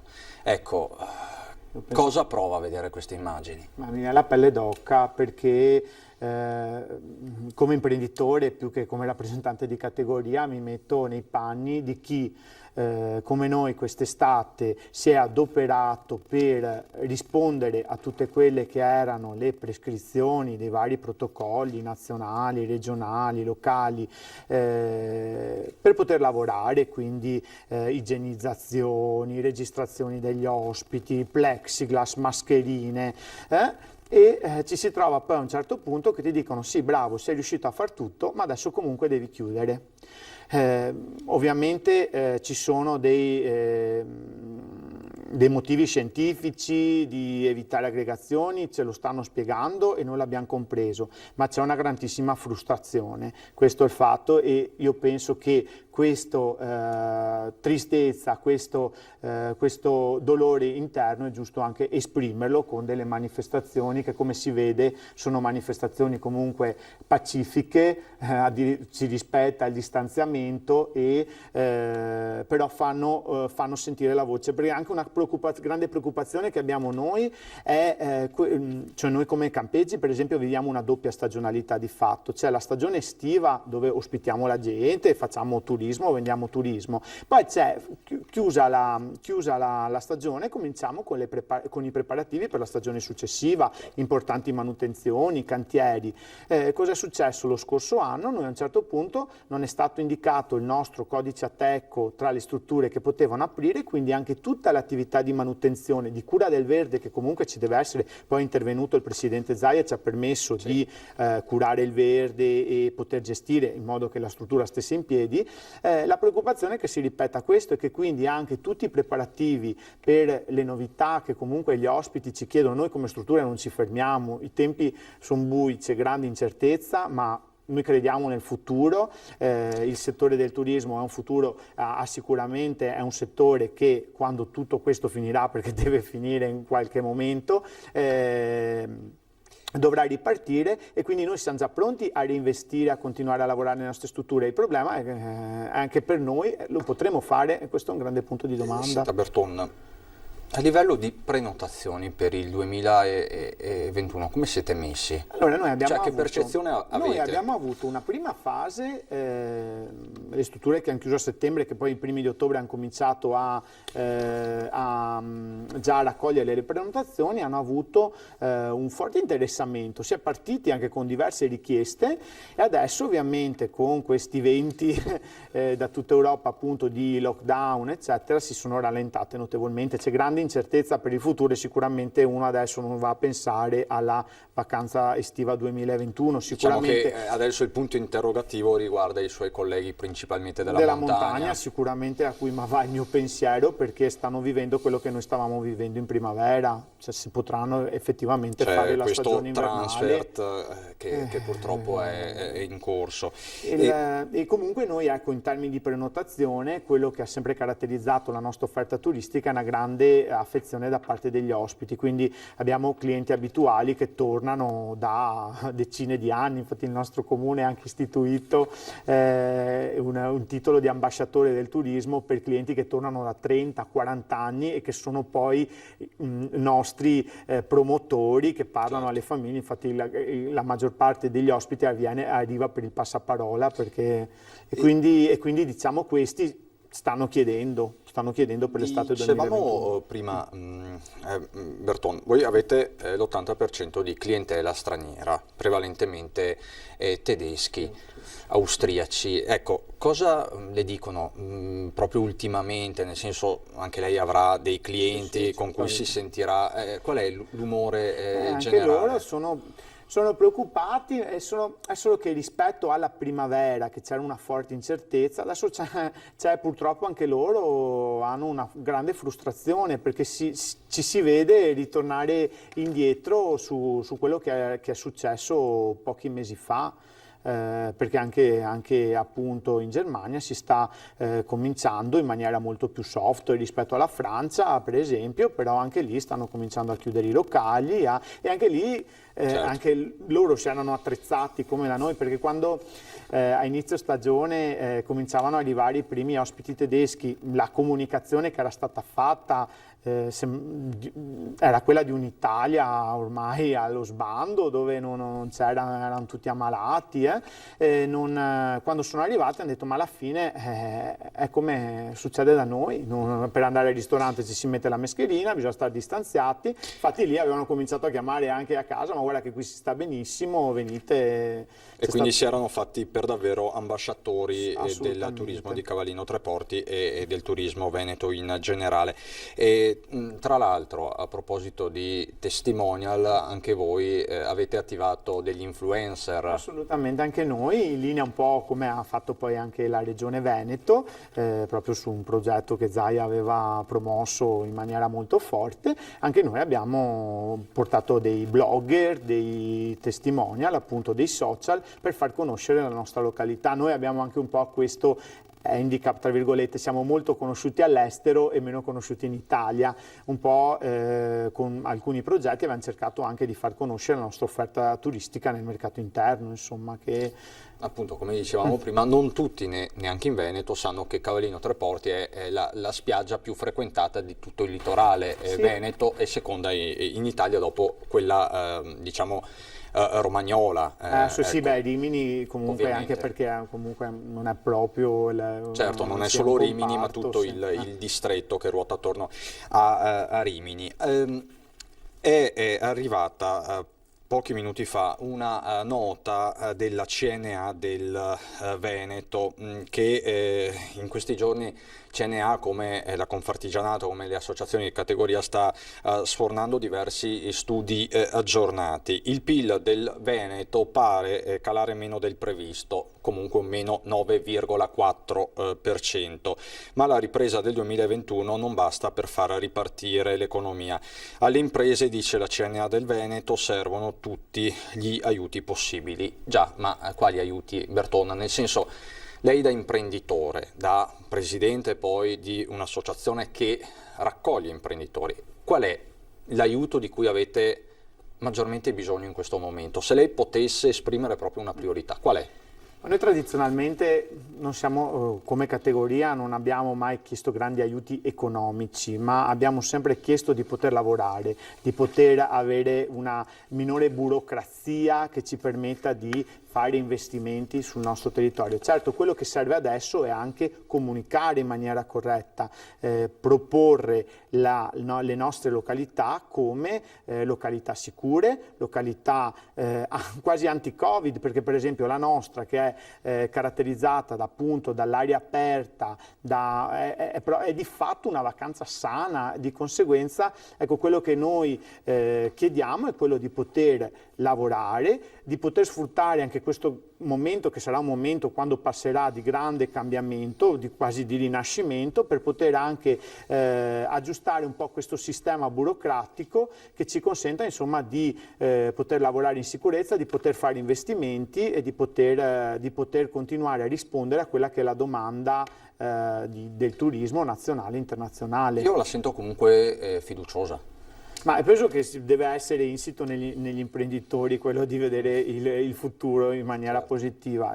Prima o poi questa cosa deve passare, qualche segnale arriva, non nascondo che le preoccupazioni sono tante, nel senso soprattutto per l'immediato futuro. Diciamo ecco, che il turismo estivo per il momento ha archiviato la stagione che ha archiviato, insomma tutto sommato abbiamo detto prima ha salvato il salvabile, c'è il tempo adesso per prendere un po' le misure in vista della stagione 2021. Sì, noi in questo periodo, insieme a tutti gli enti, dalla regione all'amministrazione comunale, dobbiamo lavorare insieme per comunicare bene. Adesso purtroppo per ovvie ragioni si stanno cancellando tutte le fiere internazionali. Certo. Noi avevamo degli appuntamenti come la fiera di Stoccarda, di Monaco, dove anche le nostre strutture vengono spesso premiate come tra le migliori strutture d'Europa.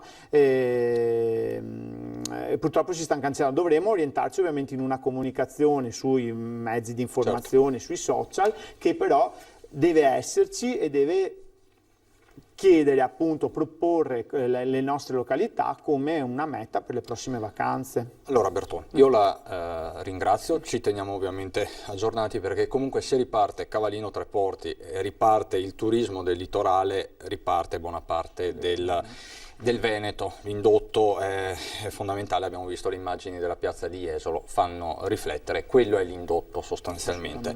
La ringrazio, in bocca al lupo. Grazie. A presto. Grazie quindi a Francesco Bertone, presidente dell'Asso Camping. Noi dopo la pubblicità abbiamo un'altra ospite che ci racconterà una sua vicenda personale, porterà una sua testimonianza. Andremo così a Preganziol, subito dopo la pubblicità.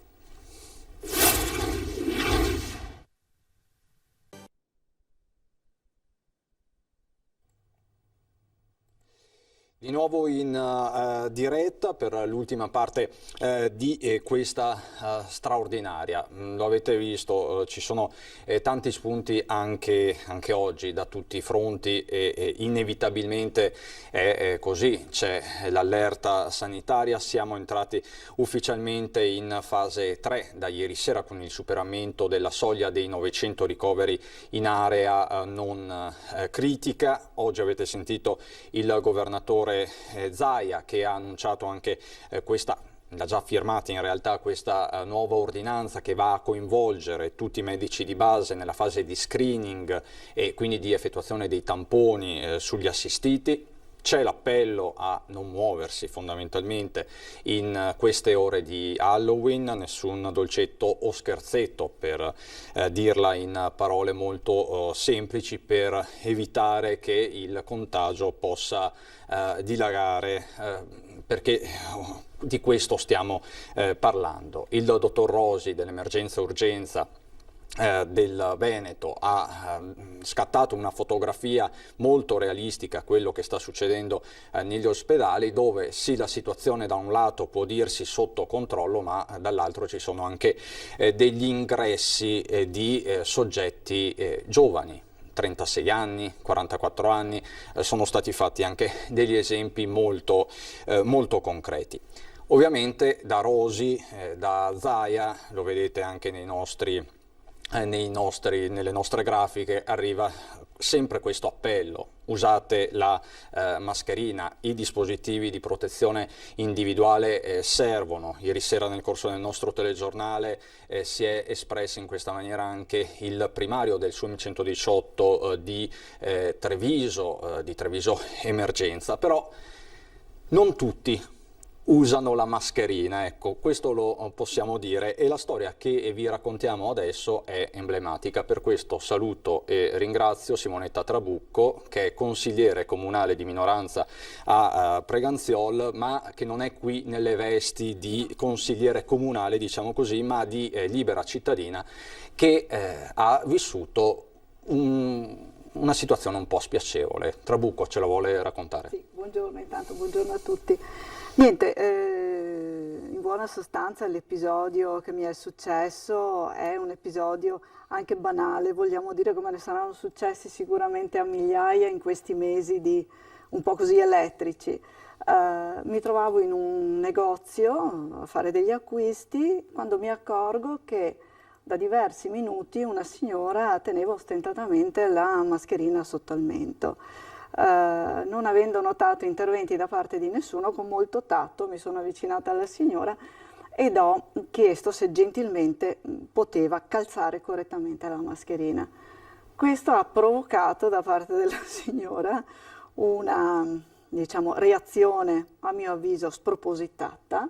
Sono stata, non direi strattonata, ma scansata con una mano come si fa con un insetto molesto e sostanzialmente sono stata trattata come una stupida che crede a tutte le cavolate, chiamiamole così perché il termine della signora è stato decisamente più greve, che crede a tutte le cavolate che ci vengono propinate, che non la stessi a seccare con il mio intervento, che mi facessi gli, anche qui, affari miei, diciamo, purghiamo le parole usate dalla signora, e alla mia, diciamo, alla mia risposta, che in fondo quelli erano veramente affari miei, anzi erano affari veramente di tutti, la signora ostentatamente mi ha girato le spalle, praticamente considerandomi nemmeno degna di una risposta. Adesso, al di là, voglio dire, di questo intervento che è stato, sì, questo accadimento che è stato insomma uguale a quanti ne saranno sicuramente successi in questi mesi, quello che io voglio, quello che mi preme è cercare di capire il contesto in cui questo fatto si è venuto a creare. Vede, io lo so, noi siamo tutti molto stanchi, molto provati, molto nervosi, le circostanze hanno fatto sì che si creassero quasi una sorta di due partiti in campo, no? due partiti in campi avversi. I negazionisti, mi perdoni il termine che non è bello, ma comunque i negazionisti da una parte e i terrorizzati dal virus dall'altra, persone schiacciate dal senso di panico. Vede, a me piace pensare di non appartenere a nessuna di queste due categorie e con me credo tantissime persone di buon senso. Vede,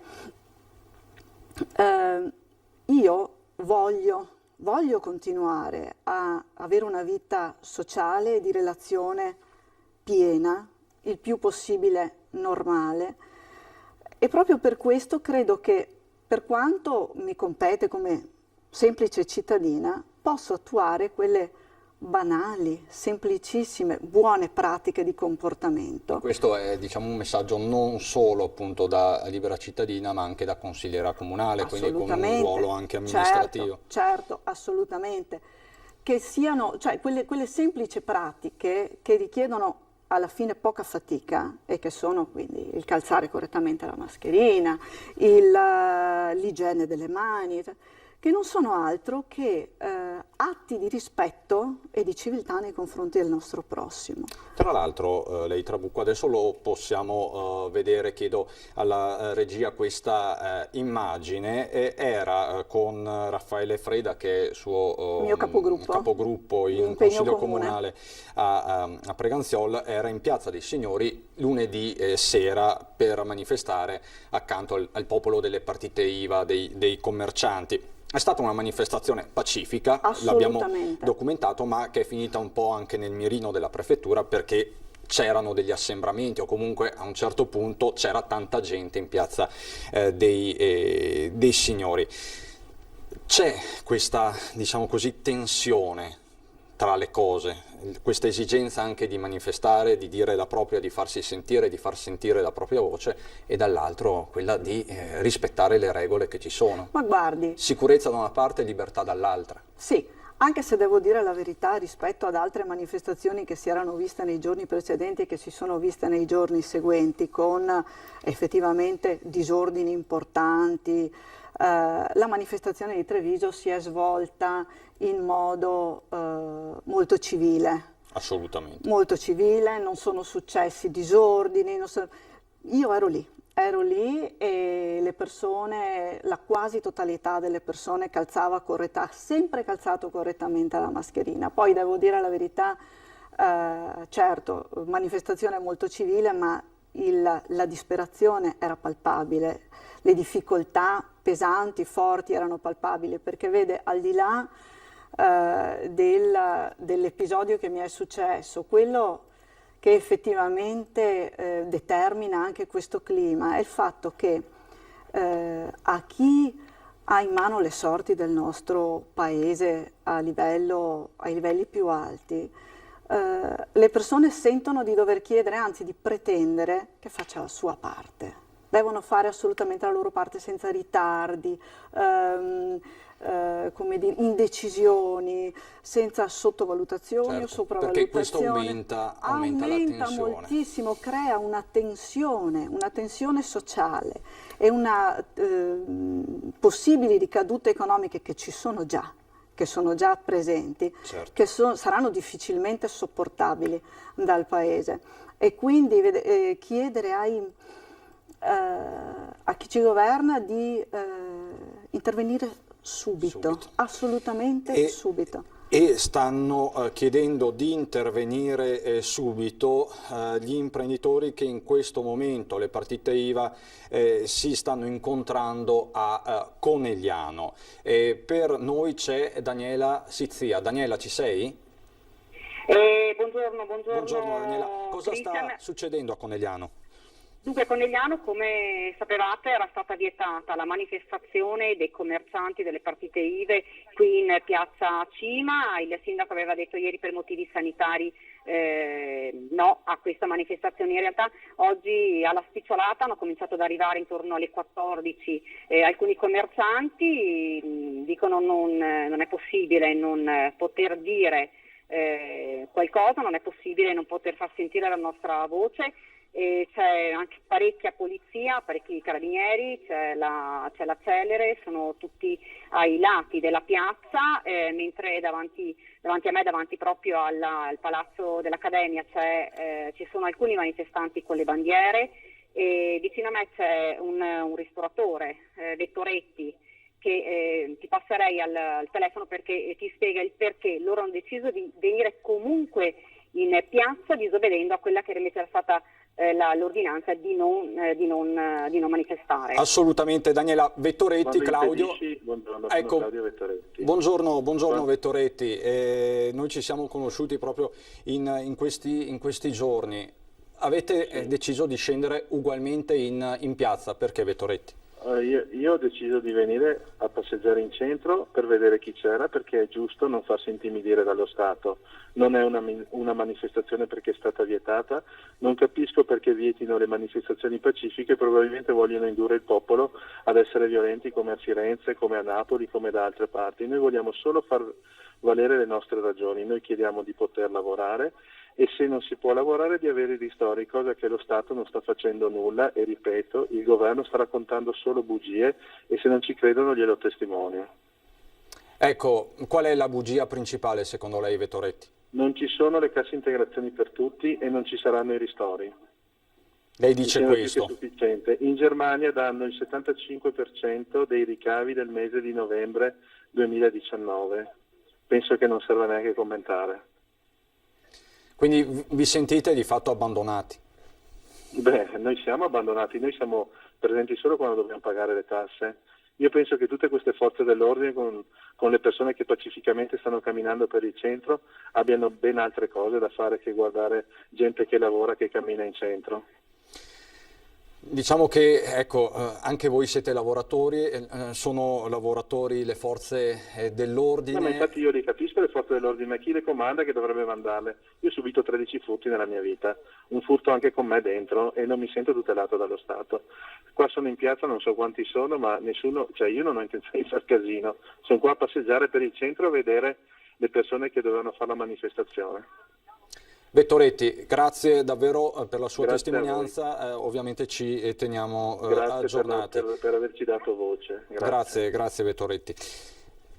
Daniela, non so se mi senti, ecco, il clima quindi è assolutamente pacifico, questo lo dobbiamo ribadire. Sì, abbiamo avuto solo una persona che ha iniziato insomma a inveire un po' contro le forze dell'ordine, un po' contro tutte e tutti, però tutto sommato sono tranquilli, sono fermi qua in piazza Cima, sono distanziati per evitare qualsiasi tipo di problema, e pian piano cominciano ad arrivare anche altri commercianti che si stanno unendo, loro dicono: noi siamo qui fermi, non possono dirci niente.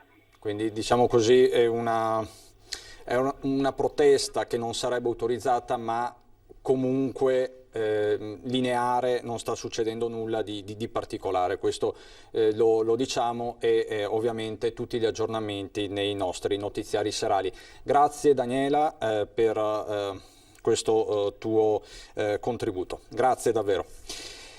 Era Daniela Sizzia da Conegliano, dove sta succedendo quello che avete visto. Del resto, dicevamo con la nostra ospite, con Simonetta Trabucco, la piazza, il disagio c'è, è inutile. È già qui, è presente, è forte. L'accorato appello di Vettoretti è assolutamente condivisibile, perché è la pura verità. C'è la sensazione veramente che non si stia facendo tutto quello che si può fare, che si deve fare. E il clima esasperato di questi giorni ne è la controprova, la riprova assoluta. È realmente così. La disperazione è forte, è fortissima. Grazie Simonetta Trabucco, grazie anche per avermi questa dato questa opportunità. testimonianza, Grazie. che comunque è emblematica di questo momento. Ovviamente tutti gli aggiornamenti a partire dalle 18:30 qui su Antenna 3, alle 18:30 con l'edizione regionale, alle 19 Venezia, 19:30 Treviso e Belluno. Avete visto, le novità sono tante e ci sono degli eventi in evoluzione. Vi racconteremo tutto questa sera, per l'appunto a partire dalle 18:30. Saluto e ringrazio dalla regia Tony Esposito e Alice Montaniera. È davvero tutto per questa diretta. Adesso le previsioni del tempo, buon proseguimento di giornata.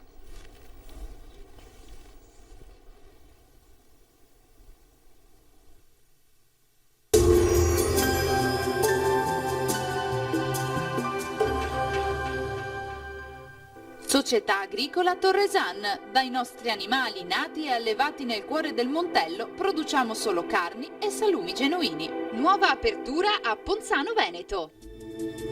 Benvenuti al Meteo. Il mese di ottobre si conclude con la presenza ancora di un'ampia circolazione anticiclonica che assicurerà al nord-est un tempo stabile. Nel dettaglio, sul Veneto nella giornata di sabato 31 non sono attese piogge, ma alta pressione in questo periodo dell'anno è sinonimo di nebbia. Ecco che in pianura e nelle vallate alpine avremo foschie anche fitte e persistenti, maggiori spazi soleggiati invece sui monti.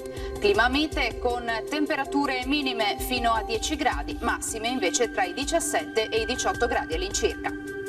Ci spostiamo ora sul Friuli Venezia Giulia, inizialmente locali nubi basse, in dissolvimento solo localmente appunto nel pomeriggio.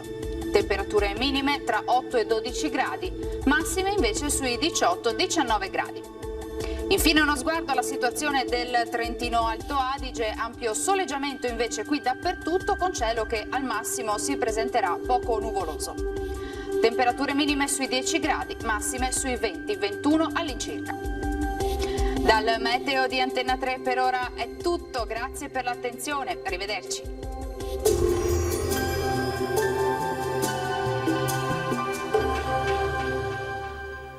Società Agricola Torresan. Dai nostri animali nati e allevati nel cuore del Montello produciamo solo carni e salumi genuini. Nuova apertura a Ponzano Veneto.